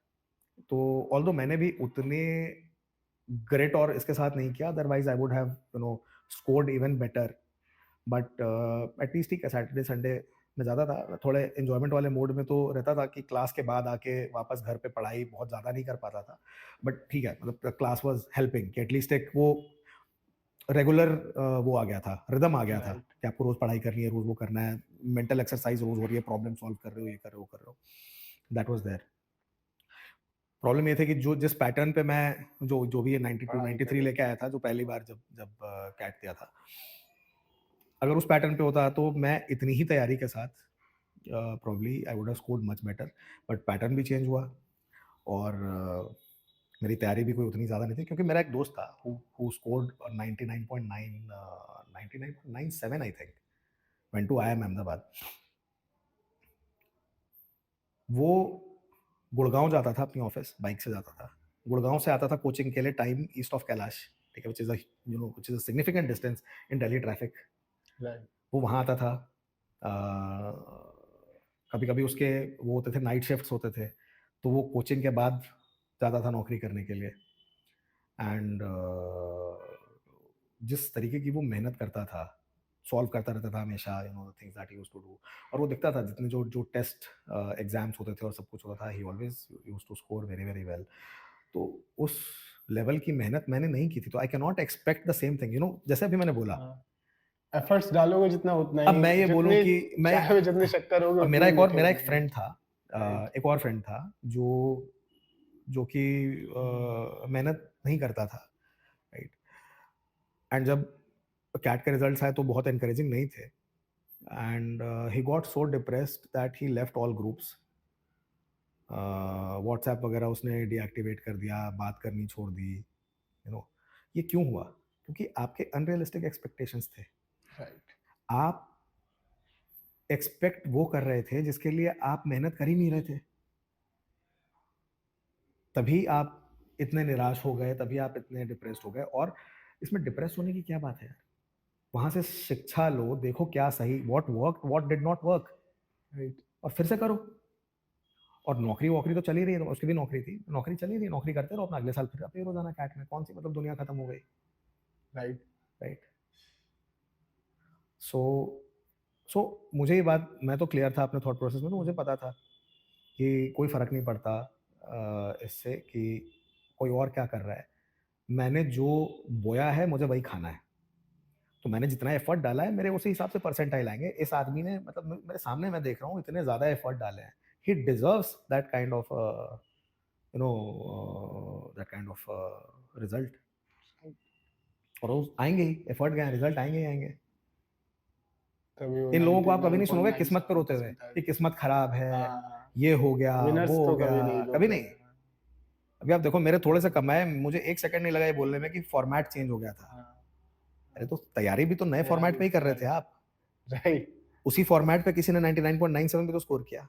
हाँ, तो as humans we very easily put blame on other things, because that shifts the blame from us, और उस ब्लेम का बर्डन हमारे मतलब सर से हट यू जाता है। फील रिलैक्स्ड यू कि फील हाँ चलो रिलैक्स्ड हाँ कि मेरी मेरी गलती नहीं गलती है, नहीं है। परिस्थितियां खराब थी, ये हो गया, वो हो गया, और उस वजह से मैं ये नहीं कर पाया। और जो भी ये करता है वो कभी भी इम्प्रूव नहीं कर सकता, क्योंकि अपने ऊपर वो ले ही नहीं रहा इस चीज को कि right. I am the problem, I need to improve, I need to put efforts, I have to do things, I have to act, right. I have to do course corrections, I have to be agile. वही अपना ही example देता हूँ, cat का format change हुआ, जो agile था वो तुरंत उसने अपना कोर्स करेक्शन किया, नए फॉर्मेट पे तैयारी करी, मेहनत करी, क्लियर कर लिया। स्कोर किया। और मैंने दोनों बातें कही, तो मैं यही कह रहा हूँ कि असलियत ये थी कि मैंने उतनी मेहनत नहीं की थी, but still I could score 95 point something, जो कि काफी अच्छे हैं, माने जाते हैं, क्योंकि अब जाके कहीं इतने ठीक ही लोगों था। पर रिसोर्सेज हैं कि n number of YouTube channels हैं जो आपको ट्रिक्स हाँ, बताते हैं। तब मतलब तो तो ये है किताबें कि आपको वो थी, बुक्स पे ही चलना है, बुक्स जो पे ही। क्लासरूम में बताया जा रहा है हाँ उसको ही फॉलो करना है, हाँ कोई एक्स्ट्रा रिसोर्सेज नहीं है और कोई ऐसा सर्किल भी नहीं है कि हाँ जहाँ से बहुत हाँ, ज्यादा और वीकेंड टाइप का इंफॉर्मेशन। क्लासेस था ना, क्रैश कोर्स टाइप का था। तो बट मैं वो भी नहीं कहूँगा, देखो ये सारी ना, ये you find all the reason for something not happening right. If you start thinking about it. अब मैं ये बोलूँ कि यार मैंने तो लेट से ज्वाइन किया था, क्यों भाई? किसकी आप गलती एक है? साल पहले भी तो अपेयर हुए थे ना, हाँ। हुए थे, तो मतलब दिमाग में था ना कि अपेयर होना है अगले साल, राइट। फिर लेट से क्यों कोचिंग ज्वाइन करी, क्रैश कोर्स ज्वाइन क्यों किया आपने? आप चलो ठीक है, वीकेंड क्लासेस तो ठीक है बिकॉज आपकी जॉब थी और सब कुछ था, फिर आपने उतना सीरियसली लिया क्यों नहीं इसको? आप हर दिन उस ग्रिड के साथ क्यों नहीं बनाते थे? आपका ही दोस्त आपके सामने बना रहा था, जिस ग्रिड के साथ अपनी सारी प्रॉब्लम्स और वो सब सॉल्व कर रहा था, वो कर रहा था, मेहनत कर रहा था, आप क्यों नहीं कर रहे थे? And then at the end of the day आप बोलोगे कि मैंने तो लेट से ज्वाइन किया और पैटर्न चेंज हो गया इसलिए मेरा नहीं हो पाया। नहीं सर, ये भी आप ही की गलती है कि आपने लेट से ज्वाइन किया, ये भी आप ही की गलती है कि आपने नए पैटर्न पे अपने अपना वो नहीं बनाया। Circumstances are not to blame for anything. You are a human being. You have been given a mind and a body which is capable of doing wonders, which is capable of moving mountains. और आप ये बात कर रहे हो कि परिस्थितियां ऐसी हो गई और ये हो गया और वो हो गया। ना यार, फिर तो ये शोभा नहीं देता। देन तो you are an escapist. Right. Then you are an escapist. आप क्योंकि सिर्फ हर एक बहाना तो किसी ना किसी चीज के लिए तो मिल ही जाता है कि हाँ इसकी वजह से नहीं हुआ, उसने ऐसा बोल दिया, नहीं कर पाए। सो आई टेल यू, तो ये तो हो गया, यहाँ पे सैलरी बढ़ गई, सब कुछ हो गया, कैट क्रैक हो गया। उसके बाद there were some other exam जो कॉलेज स्पेसिफिक एग्जाम्स होते हैं, वो सारे क्रैक हुए। GDPI सारे मल्टीपल राउंड्स होते हैं। So finally there were some colleges that I had, मेरे पास कुछ 5-6 ऑप्शंस थे। Now all of a sudden if you put these kinds of restrictions also, तो a lot of people would not be able to keep up with that kind of rigour, क्योंकि आदत नहीं है। और फिर वो छोड़ के चले जाएंगे, फिर लोग एडमिशन नहीं लेंगे। एंड बहुत सारे जो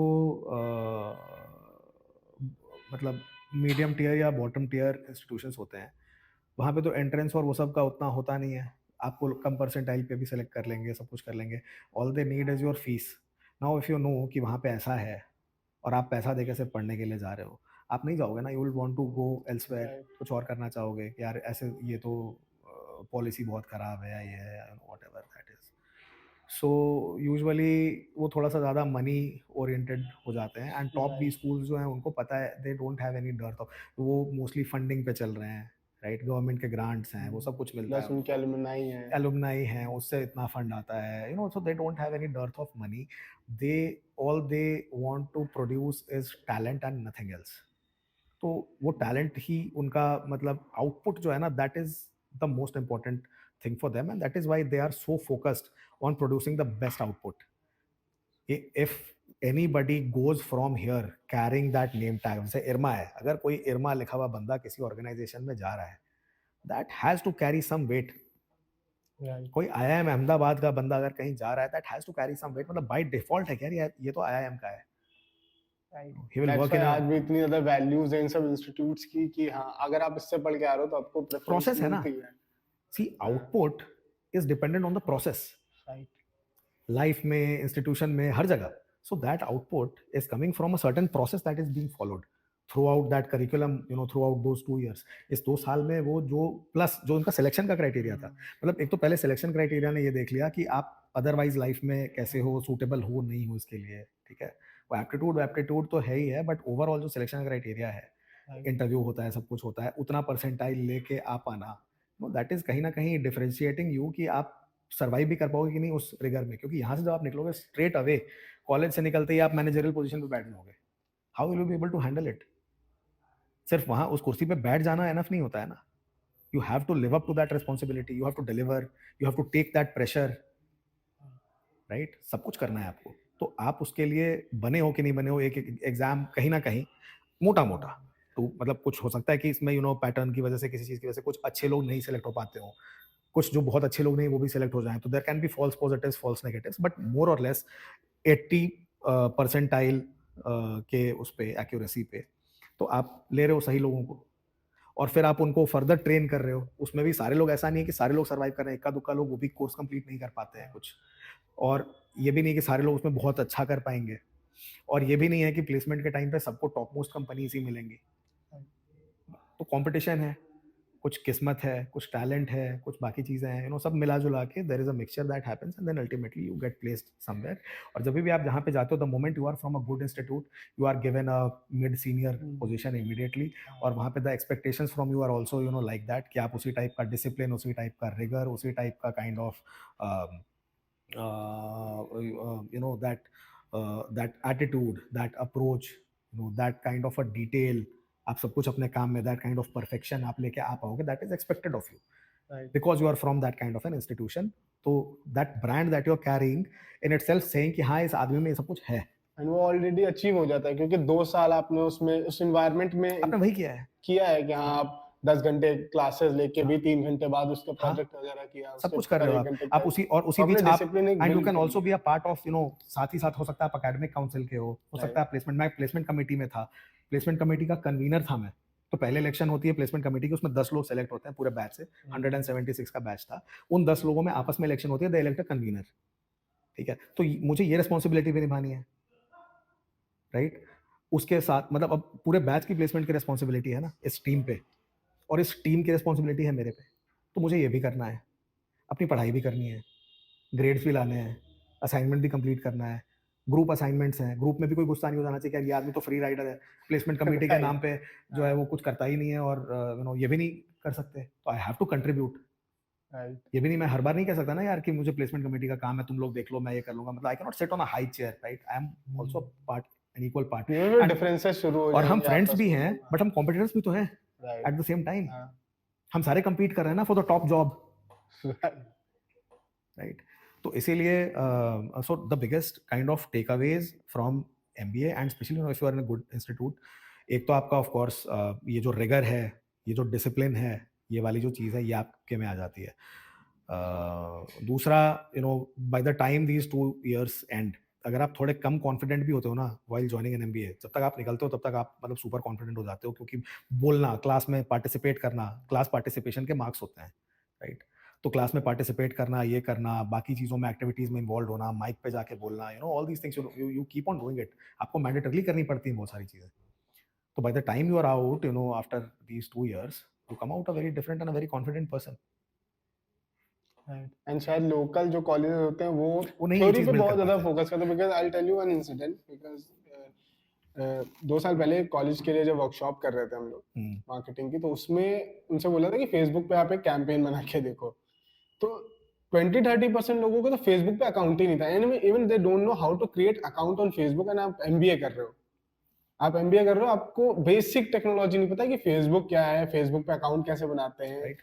राइट. तो ये सब चीजें कहीं ना कहीं डिफरेंस उनको बाद में दिक्कत करेंगे जब वो जॉब करने आएंगे, फिर कहेंगे कि जॉब नहीं है या जॉब मिल नहीं रही बिकॉज आपके अंदर वो स्किल्स नहीं है. स्किल्स नहीं है. सो एंड ये मुझे याद है, ये डिस्कशन आज भी उतनी ही रेलेवेंट या वैलिड है. जब मैं बीटेक से निकला था और उसके बाद कहीं किसी से तो डिस्कशन हो रही थी, and I think in some academic institute only. The problem is that while we are creating a lot of BTech, and this is not just applicable to BTech, but I'm just giving an example, कि हम इतने ज़्यादा BTech graduates बना रहे हैं. I think जब मैं BTech कर रहा था उस टाइम पे that number would have been somewhere around 5-5.5 lakh का नंबर था वो पर ईयर. हाँ. अब तो बढ़ के कितना ही हो गया होगा. बहुत ज़्यादा नहीं बढ़ा होगा, बट मतलब क्योंकि इंस्टीट्यूशंस वैसे ही बहुत थे, बट आई थिंक इतने सारे लोग, इतने सारे इंस्टीट्यूशंस हैं, हर कोई बीटेक करा रहा था. हर कोई बीटेक करा रहा था, हर मतलब गली नुक्कड़ में थोड़ा एक बिल्डिंग में बीटेक के कॉलेज खुले हुए थे, राइट.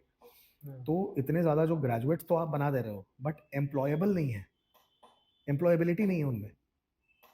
आपने उनमें कोई सॉफ्ट स्किल्स डेवलप नहीं कराई, राइट. साथ में एक सब्जेक्ट, एक कोर्स तो आप रख सकते थे टू डेवलप दो soft skills which will help them land a job. आपने क्रिटिकल स्किल्स कोई डेवलप नहीं कराई, राइट. जो पढ़ाई भी आप करा रहे थे, उस पढ़ाई का भी जो एक अप्लाइड वो होता है, वो आपने उस तरीके से उनको बताया नहीं. At the end of the 4 years when they are out, most of them are struggling to find jobs. तो ये गलती उस स्टूडेंट की नहीं है ना, गलती तो इंस्टीट्यूशन की है. वो तो अब that student had trusted you, they have put their trust, their money. लोग जमीन बेच के जाते हैं पढ़ाई करने के लिए, राइट. कहाँ से उधार लेके, कर्जा लेके लोग जाते हैं पढ़ाई करने के लिए, टेक्निकल पढ़ाई करने के लिए. If an institute is not doing justice to this very simple expectation of creating an employable workforce, then you are betraying the trust of that student, his parents, everybody, right. ये आपकी moral responsibility बनती है.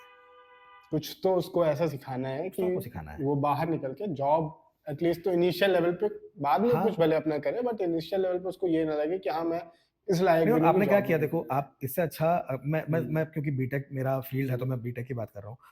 इससे अच्छा तो फिर आप ITI कर लो। आईटीआई करके आप सीधा स्किल लेके, क्योंकि आपकी अब एक्सपेक्टेशंस तो आपकी सही है ना कि हाँ भाई आईटीआई से मैंने करा है तो मुझे इतने की नौकरी लग जाएगी, ऐसी पोजीशन पे नौकरी लगेगी।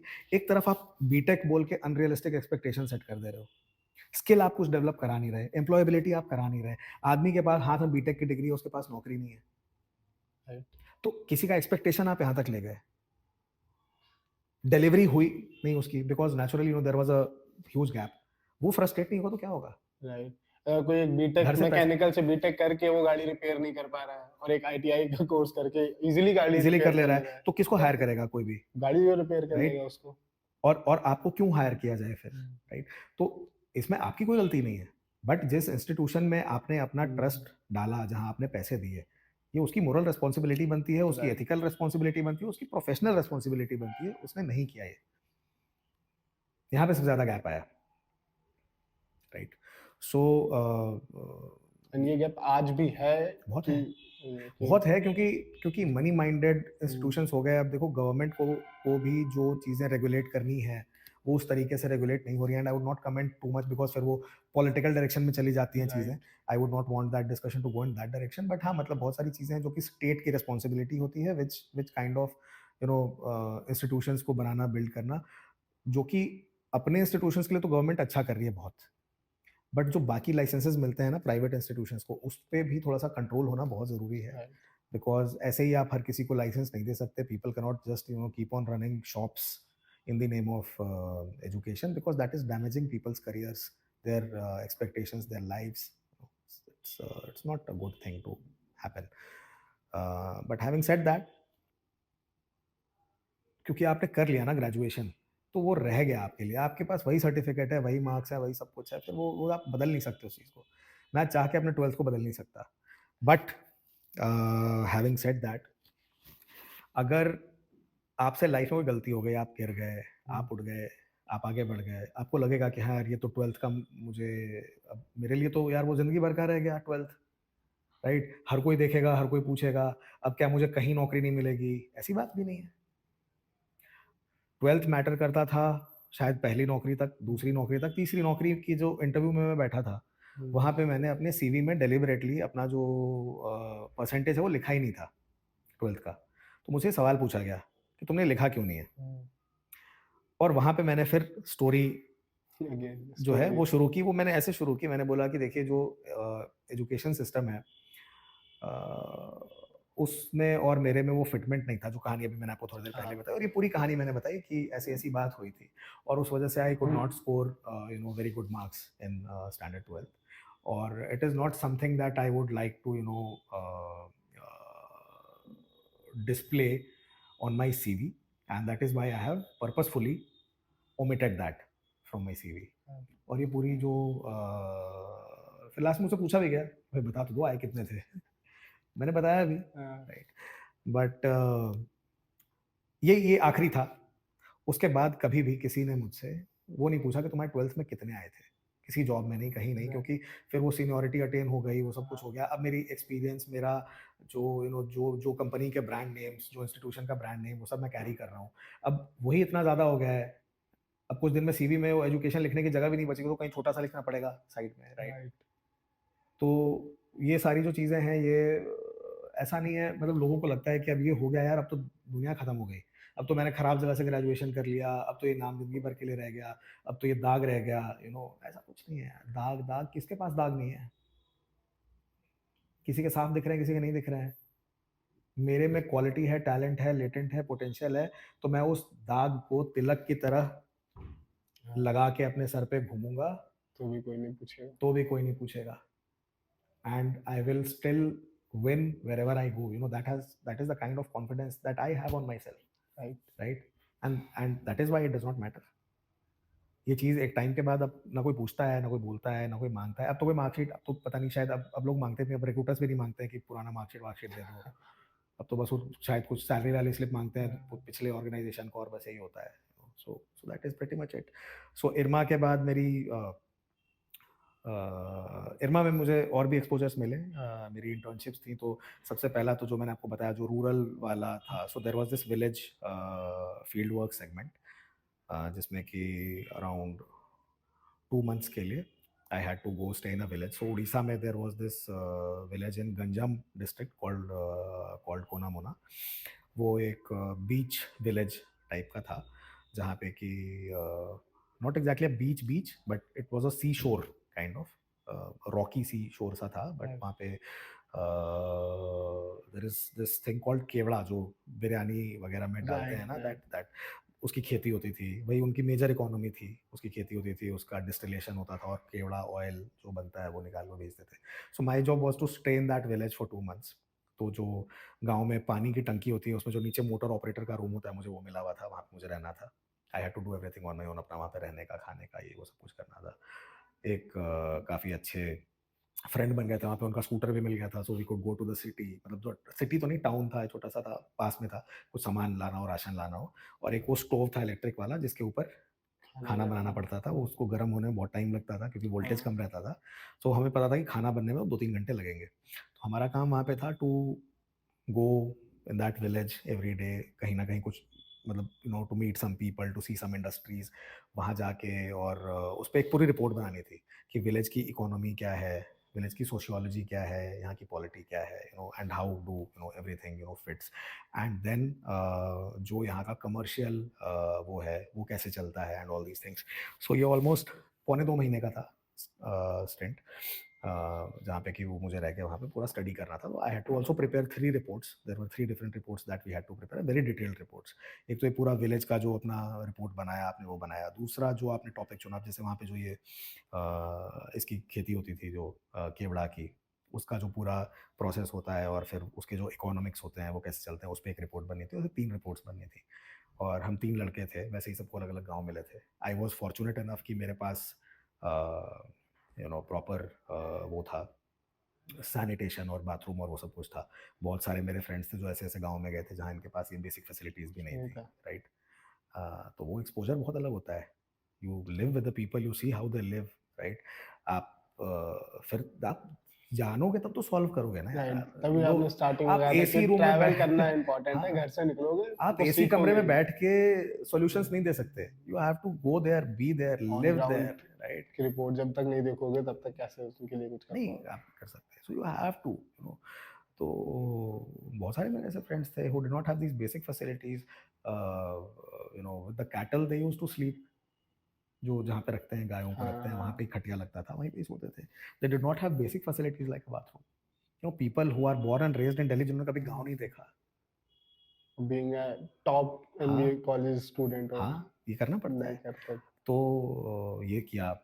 फिर उस गांव का पूरा रिपोर्ट बनाना था, जो करना था। And was a lovely lovely time spent, मतलब अलग ही लेवल का एक्सपोजर होता है वो। And then there was this project which we were doing with Tata sponge iron limited, जिसमें कि ड्रिंकिंग वाटर और सैनिटेशन का एक प्रोजेक्ट था। वो एक अलग विलेज, मतलब उड़ीसा के साउथ में हम थे, गंजम में। एंड दिस प्रोजेक्ट, जब हम गंजम से निकले तो we had to go to the north of Orissa, जो केंदुझार डिस्ट्रिक्ट बोलते हैं। वो केंदू का पत्ता होता है, हाँ, जिसकी वजह से उसका नाम केंदुझार है। क्योंझर क्योंझर भी बोलते हैं उसको।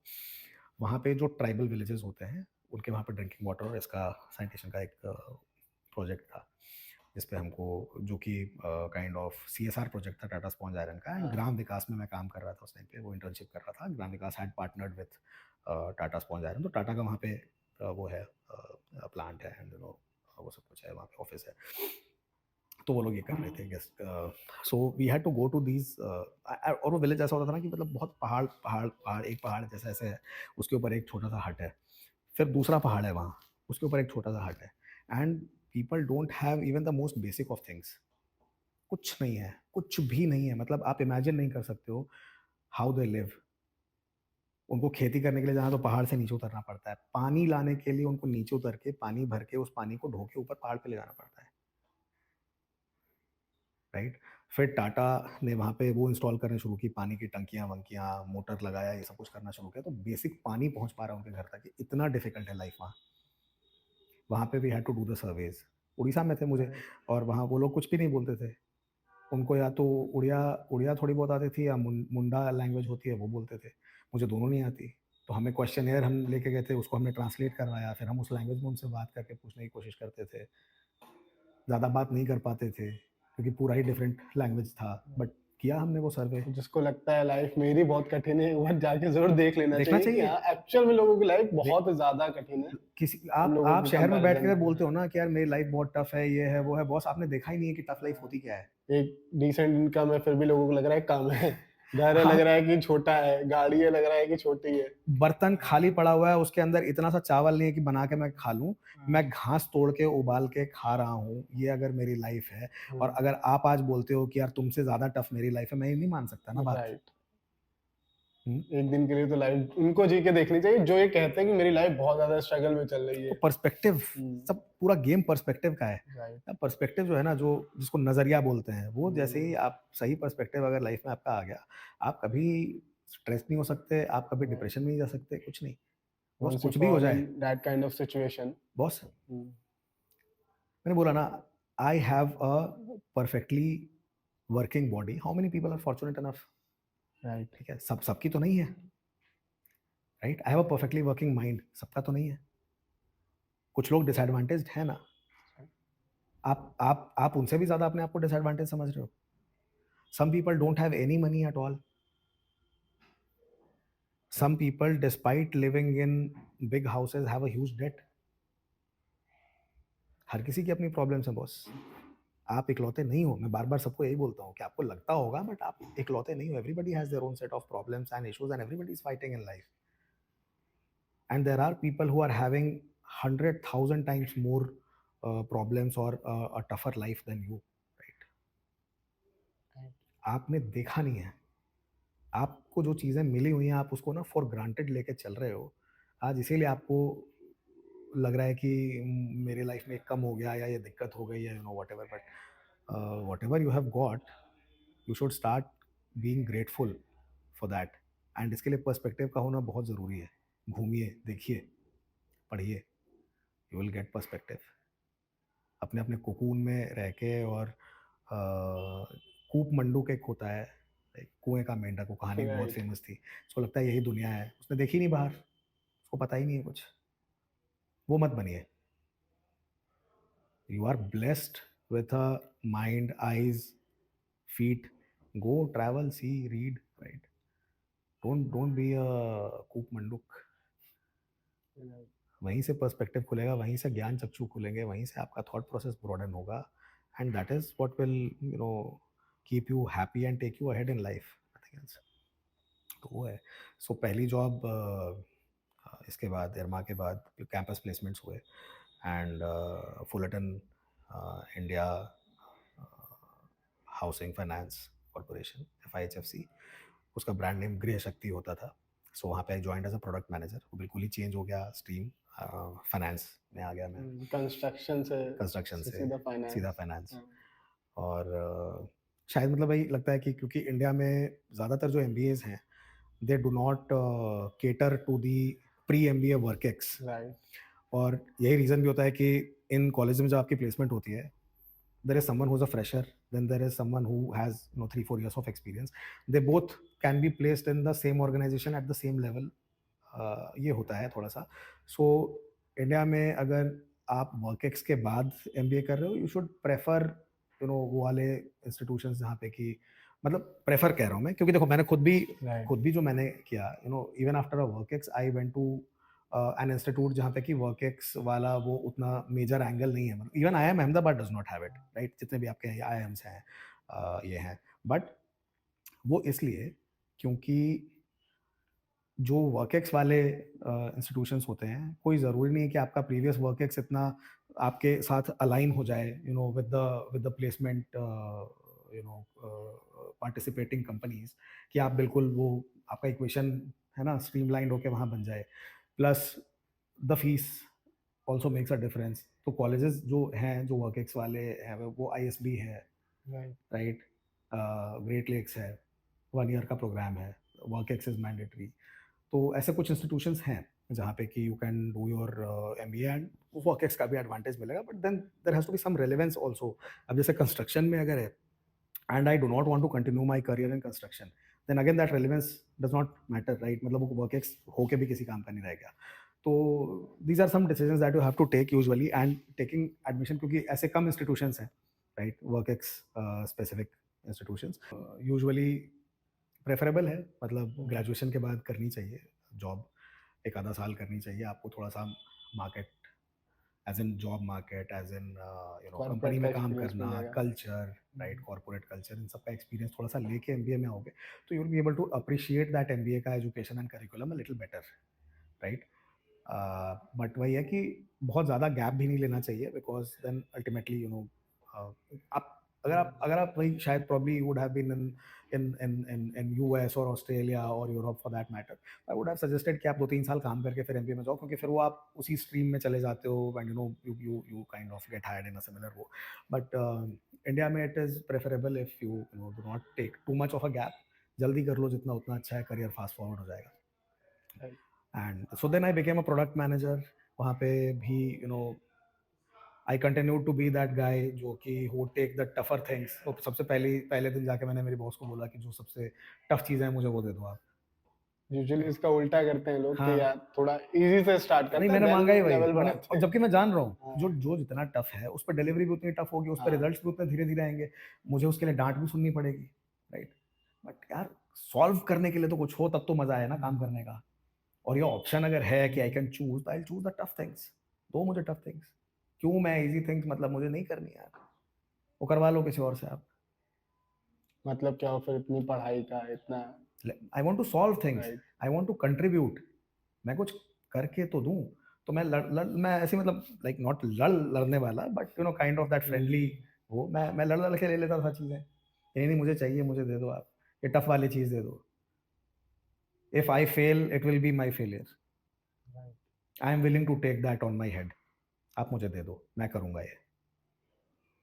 हिम्मत चाहिए. That mindset will help you to grow in हाँ कॉर्पोरेट. हाँ, anywhere in life. Risk taking ability. हाँ, लाओ ना, क्या सॉल्व नहीं हो रहा है, मैं करता हूँ.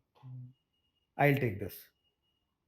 सक्सेसफुल नहीं होगा ना, ठीक है, कोई दिक्कत नहीं. फेलियर से डरने वाले लोग आगे नहीं जा पाते. It's a part of the process ना. हो सकता है यार मैं कोशिश करूंगा तभी तो या तो सक्सेसफुल होऊंगा या फेल. मैं पहले ही फेलियर के डर से मैंने कोशिश ही नहीं करी. राइट. राइट. सो वहाँ पे आई वर्क फॉर अबाउट, वहाँ पे मुझे सबसे ज़्यादा एक्सपोजर मिला बिकॉज मैं मैनेजमेंट ट्रेनी था. तो I was working with the CEO, I was working with the CBO, right. I was working with the parent company in some projects. जो हमारी पेरेंट कंपनी थी फुलरटन फाइनेंशियल होल्डिंग्स रहा, Fullerton में वो बहुत ज़्यादा एक्सपोजर मिला. I used to write the write ups in annual reports जो बिजनेस रिलेटेड चीज़ें होती थी. I used to participate in AOPs, ठीक है, स्ट्रेटेजिक जितनी भी चीज़ें हो रही थी उसमें पार्टिसिपेट करता था. Lot of things used to happen. तो वहाँ पे वो एक्सपोजर मिला बहुत ज़्यादा. कल्चर भी वहाँ पे बहुत ओपन डोर कल्चर था. फर्स्ट नेम बेसिस पे बुलाते थे. I used to call my CEO by his first name. वो कल्चर था वहाँ पे. एंड बहुत कुछ सीखने को मिला. मैंने बहुत सारे इनिशिएटिव्स लिए, सब कुछ लिया. I also got the CEO award.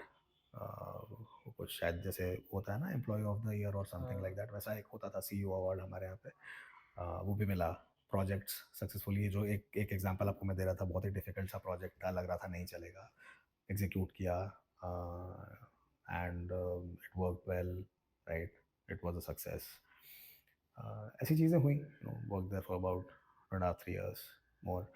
फिर I switched to ICICI bank.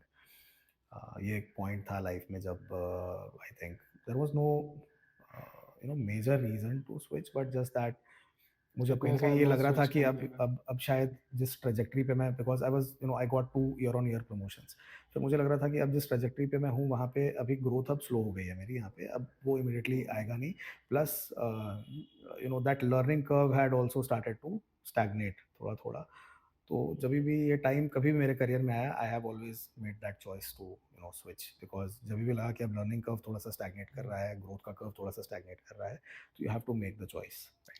And year on year पे हम लोगों ने देखना कि 2 साल हो गए, 4 साल हो गए, जब आपको ये फील होने लगे कि हाँ आपकी ग्रोथ नहीं हो रही है, अब ग्रोथ का सामने पाथ क्लियर नहीं है, लर्निंग का पाथ क्लियर नहीं है, राइट. अब मैं कुछ यहाँ से बहुत ज़्यादा मेरे मतलब in terms of my career, my salary, my role, अगर मेरा ग्रोथ नहीं आ रहा है in terms of learning, in terms of my capabilities, in terms of my potential, मेरा ग्रोथ नहीं आ रहा है, right, then at that point in time you need to look for some opportunities जहाँ पे कि आपको लगे कि हाँ that kind of a need would be satisfied.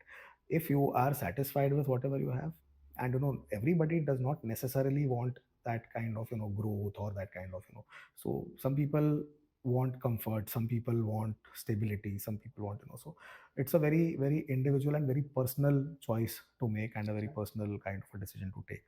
But at the end of the day, yes,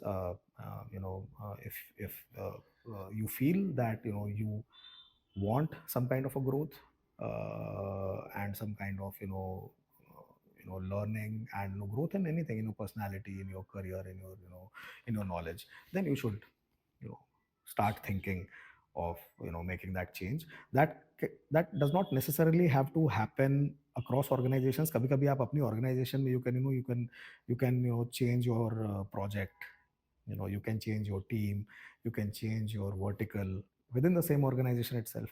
Or if you feel कि ऐसा कुछ अभी मुझे यहाँ पे नहीं दिख रहा है, then you can change an organization as well. So it's all very year के बिहाफ पे नहीं डिसीजंस ऐसा कुछ लेने नहीं है कि चाहिए। इतने साल अब हो गए, वो ठीक है। बोलते अब हैं यार आज मैं पे किसी नहीं ऑर्गेनाइजेशन में गया, मुझे 6 महीने ही हुए और मुझे दिख गया, हाँ, मुझे दिख गया। अब लोग ये सोचते हैं ना कि यार 6 महीना सीवी पे बहुत खराब दिखेगा ये वो। राइट। बस उस 6 महीने को सीवी पे अच्छा दिखाने के लिए आप अपना 3 साल और बर्बाद करने को तैयार हो। अगर आपको 6 महीने पे दिख रहा है कि this is not the right place for me, 2 साल 3 साल 2-3 क्यों? साल आप क्यों अपना बर्बाद करना चाह रहे हो फिर? राइट? ऐसा हुआ नहीं अभी तक मेरे इसमें, बट मैंने कभी भी इस पर्पज़ से कहीं कंटिन्यू नहीं किया कि यार ये मुझे अच्छा नहीं लग रहा और मैं कंटिन्यू कर लूँ। ऐसे अभी तक टचवुड ऐसा कोई अपॉर्च्युनिटी आया नहीं है, बट अगर अगर आया होता या आगे भी आएगा, मैं ये तो कभी नहीं सोचूँगा कि it won't look good on my CV और anything like that. It did not work out, simple as that. ये मेरे लिए नहीं थी, मैं इसके लिए नहीं था। Although we thought, I and the organization, both of us thought कि we would be a good fit together, but unfortunately we weren't. I realized it in the first 6 months. In the same organization, in my last organization, one of my colleagues, he spent 2-3 months and immediately told our mutual boss कि I don't think I am meant for this, right? और ये बेहतर है कि ये बात मैं आपसे आज कह दूं rather than not being able to deliver constantly for the next 2-3 years, and then or even a year for that matter, and then coming back to you and telling you कि सॉरी ये मेरे लिए था नहीं, इसलिए मैंने आपका पूरा 6 महीना भी खराब कर दिया, साल भर भी खराब कर राइट। दिया, राइट? आपका भी किया, अपना भी किया। सो इट्स बेटर कि मैं आपसे ये बात आज कह दूं, and his thing was respected. Right. So networking important है। अगर नेटवर्क नहीं है आपका तो आप नेटवर्क बनाइए। नेटवर्क कैसे बनाएंगे आप? लिंक्डइन वगैरह पे जो भी आप अपॉर्चुनिटीज़ देख रहे हैं, उनपे जो उन कंपनीज़ में जाइए, देखिए उनके एचआर का कॉन्टैक्ट आपको वहाँ पे मिलेगा, लिंक्डइन का उनकी प्रोफाइल मिलेगी, उनको आप अप्रोच कीजिए, उनको अपनी सीवी भेजिए, राइट? अपने बारे में अच्छी चीज़ें लिख के भेजिए। जैसे कवर लेटर आप लिखते हैं, आप लिख के भेजिए कि I M interested in this kind of an opportunity, I have such experience. Don't make it too lengthy, but at least inform that much which Short is and relevant to that requirement, कि सामने वाले को समझ में आ जाए कि हाँ मेरी जो रिक्वायरमेंट है उससे रेलिवेंट चीज़ ये भेज रहा है, मुझे अब इस पे आगे देखना चाहिए इस सीवी को, राइट? राइट। तो उतना आपको एक कवर लेटर का जो पर्पस होता है वो वही होता है। लंबी चौड़ी चिट्ठी नहीं लिखनी, बट ब्रीफ में एटलीस्ट इतना ज़रूर लिख दीजिए कि आप कैसे मीट कर रहे हो इस चीज़ों को, आपने क्या क्या मोर और लेस आपने जो करके रखा हुआ है, and you are a relevant fit for this role, and you are sharing your CV. ऐसे करके आप उनको भेजिए, वो आपकी सीवी देखेंगे, अगर आप फिट हो रहे हो तो आपको डेफिनेटली आगे से कॉल आ जाएगी। तो ये चीज़ें आप कर सकते हो। और रही बात इंटरव्यू की, इंटरव्यू के लिए you just need to be yourself, you need to be good at talking. आपको थोड़ा सा काइंड ऑफ इंगेज करना होगा अपने इंटरव्यूअर को। कम्युनिकेट कीजिए, अपनी स्टोरी उनके सामने रखना सीखिए, वो चीज़ें बताना सीखिए जो आपके सीवी में नहीं है। कोशिश कीजिए कि इंटरव्यू को आप अपने कंट्रोल में कैसे रख सकते हैं, rather than letting the other person control it. But इसका मतलब ये भी नहीं है कि आप सामने वाले से हर बार कंट्रोल छीनें, क्योंकि वो भी गलत हो जाएगा। So there is a very subtle way to kind of do that. तो हमने इतना कुछ जो डिस्कस किया, आई थिंक कहीं ना कहीं दैट विल ऑल्सो हेल्प।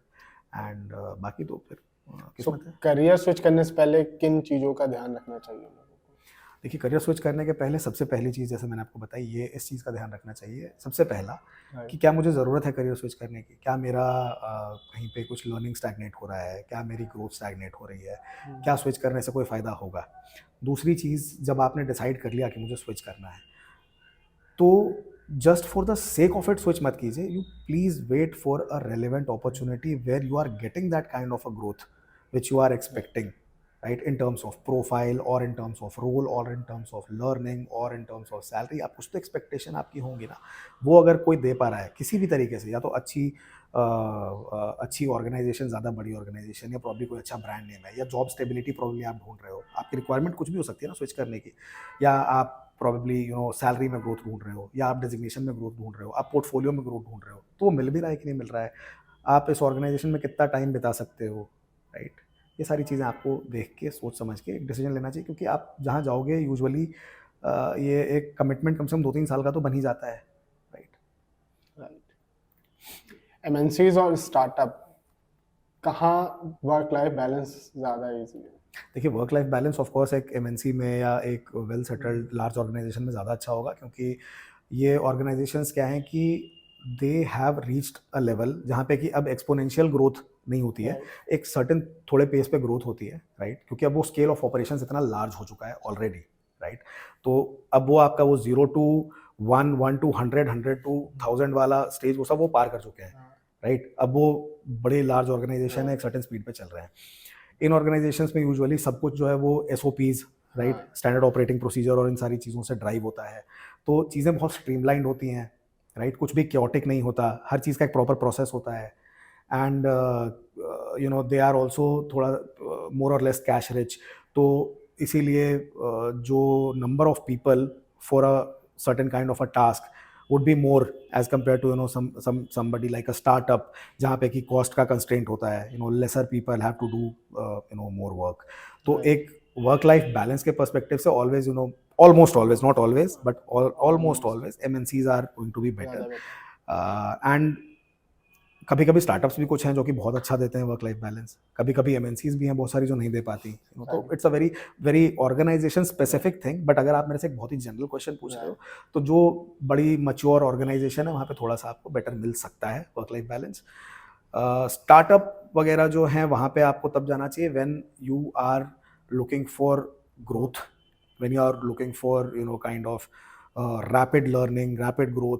आपका नेचर जो है वो थोड़ा सा है towards the what do I say, towards the kind of that aggressive side, aggressive as in कि not in terms of your language or in terms of aggressive as in your work, कि मतलब मुझे high speed पे काम करना है, right, मुझे high speed पे काम करना है, मुझे हाई स्पीड पे ग्रोथ चाहिए, राइट। ऑर्गेनाइजेशन में कुछ मैं बिल्ड करना चाहता हूँ, मैं कुछ खुद का बनाना चाहता हूँ, कुछ नया बनाना चाहता हूँ, I want to build something from scratch. ये सारी चीज़ें अगर आपको करनी है तो फिर startup would be more suitable. But in terms of stability आपको हो सकता है थोड़ा सा कॉम्प्रोमाइज करना पड़े, not always necessarily but mostly. Gen Z या मिलेनियल, किसके साथ काम करना ज़्यादा ईजी है? देखिए जो जिस जनरेशन का होता है यूजुअली उस जनरेशन के लोगों के साथ काम करना ज़्यादा इजी होता है, because you kind of are similar kinds of people जिनकी सिमिलर काइंड ऑफ एनवायरमेंट्स रही हैं। एंड अब जैसे for example all of sudden if I work with somebody who is a Gen Z, so as we were speaking, their expectations are different, right, their attitudes are different, their kind of orientation towards work and towards ownership and towards responsibility are slightly different। तो ऐसा नहीं कि वो गलत हैं या मैं गलत हूँ, right, but we are very different kinds of people। तो वो थोड़ा सा उनके साथ काम करने के लिए I have to be flexible enough, and मेरे साथ काम करने के लिए they'll have to be थोड़ा सा flexible, right। but उनसे उतना ज़्यादा एक्सपेक्ट नहीं कर सकते क्योंकि दे आर अभी जेनजी हैं, तो of course they are in early stages of their career. तो I have to be flexible in that regard. अभी आज I am working with people who are of that generation, right, and of course I mean you have to respect the generational gap or whatever you may call it, कि ये है and ये है और ये रहेगा, and you have to understand them better, क्योंकि that is your work force ना, and they are the leaders of tomorrow. If you do not understand them, you cannot nurture them and build them into leaders of tomorrow। तो ठीक है, थोड़ी थोड़ी जो चीज़ें होती हैं जो कि across generations कट करती हैं, जैसे for example ownership, responsibility, discipline, right? इसका कोई फ़र्क नहीं पड़ता कि आप मिलेनियल हो, जेनजी हो, you know whatever you are, you have to have that. ये कुछ नॉन नेगोशिएबल चीज़ें हैं जो कि लाइफ में, करियर में, ऑर्गेनाइजेशन में इंपॉर्टेंट होती हैं, and it cuts through generations. So you know, and then you know work ethic और ये सारी चीज़ें, और प्रोफेशनल लैंडस्केप में यही चीज़ें मैटर करती हैं। बाकी जो एटीट्यूड और वो जो चीज़ें हैं, या यू नो किस लैंग्वेज में कोई बात कर रहा है, वो उतना ज़्यादा मैटर करता नहीं है। सो टेक्निकली अगर आप मेरे से बहुत पूछो on a very professional front, it's not that different. It's as good, you know, working with a millennial as working with a Gen Z. And you know, एक फ़ायदा ये होता है कि जो मिलेनियल है वो थोड़ा टाइम ऑलरेडी स्पेंड कर चुका है एंड अपने करियर में, तो there is a lot of you know baggage that we carry. हमारा मतलब प्रीवियस ऑर्गेनाइजेशंस की जो लर्निंग है वो सब है, तो दैट फ्रेश पर्सपेक्टिव है वो तो जेन ज़ी से ही आता है ना, राइट? वो आइडियाज़ वहीं से ही आते हैं। So you know they both have their own set of very good advantages, and I don't see any such disadvantage with either millennials or Gen Zs, क्योंकि in a professional setup it's a very you know straightforward thing. यहाँ पे बहुत ज़्यादा matter नहीं करता। So as a fresher आपकी salary कितनी थी, और अब आपके करियर के आफ्टर 10 to 15 ईयर्स बाद अब आपकी सैलरी कितनी है? है I think you know fresher salary जो मेरी थी वो मैंने आपको बताई, you know it was very very less, and as of now I think कहीं नहीं तो almost about 45-50x of whatever I was earning, you know, that kind of a salary would be there. Plus you know there are some other, मतलब it's not just about salary at a point in time. आप फिर ना you also kind of at a certain point you start working towards you know having some skin in the game, you know, so you also would be having some ESOPs and stocks and you know of the organizations that you are working at, and you know if you are going for a startup you will most probably get these things. अगर आप किसी MNC में भी जाते हो वहाँ पे भी मिलते हैं, बट आपको स्टॉक्स वगैरह काफ़ी सीनियर लेवल्स पे मिलते हैं।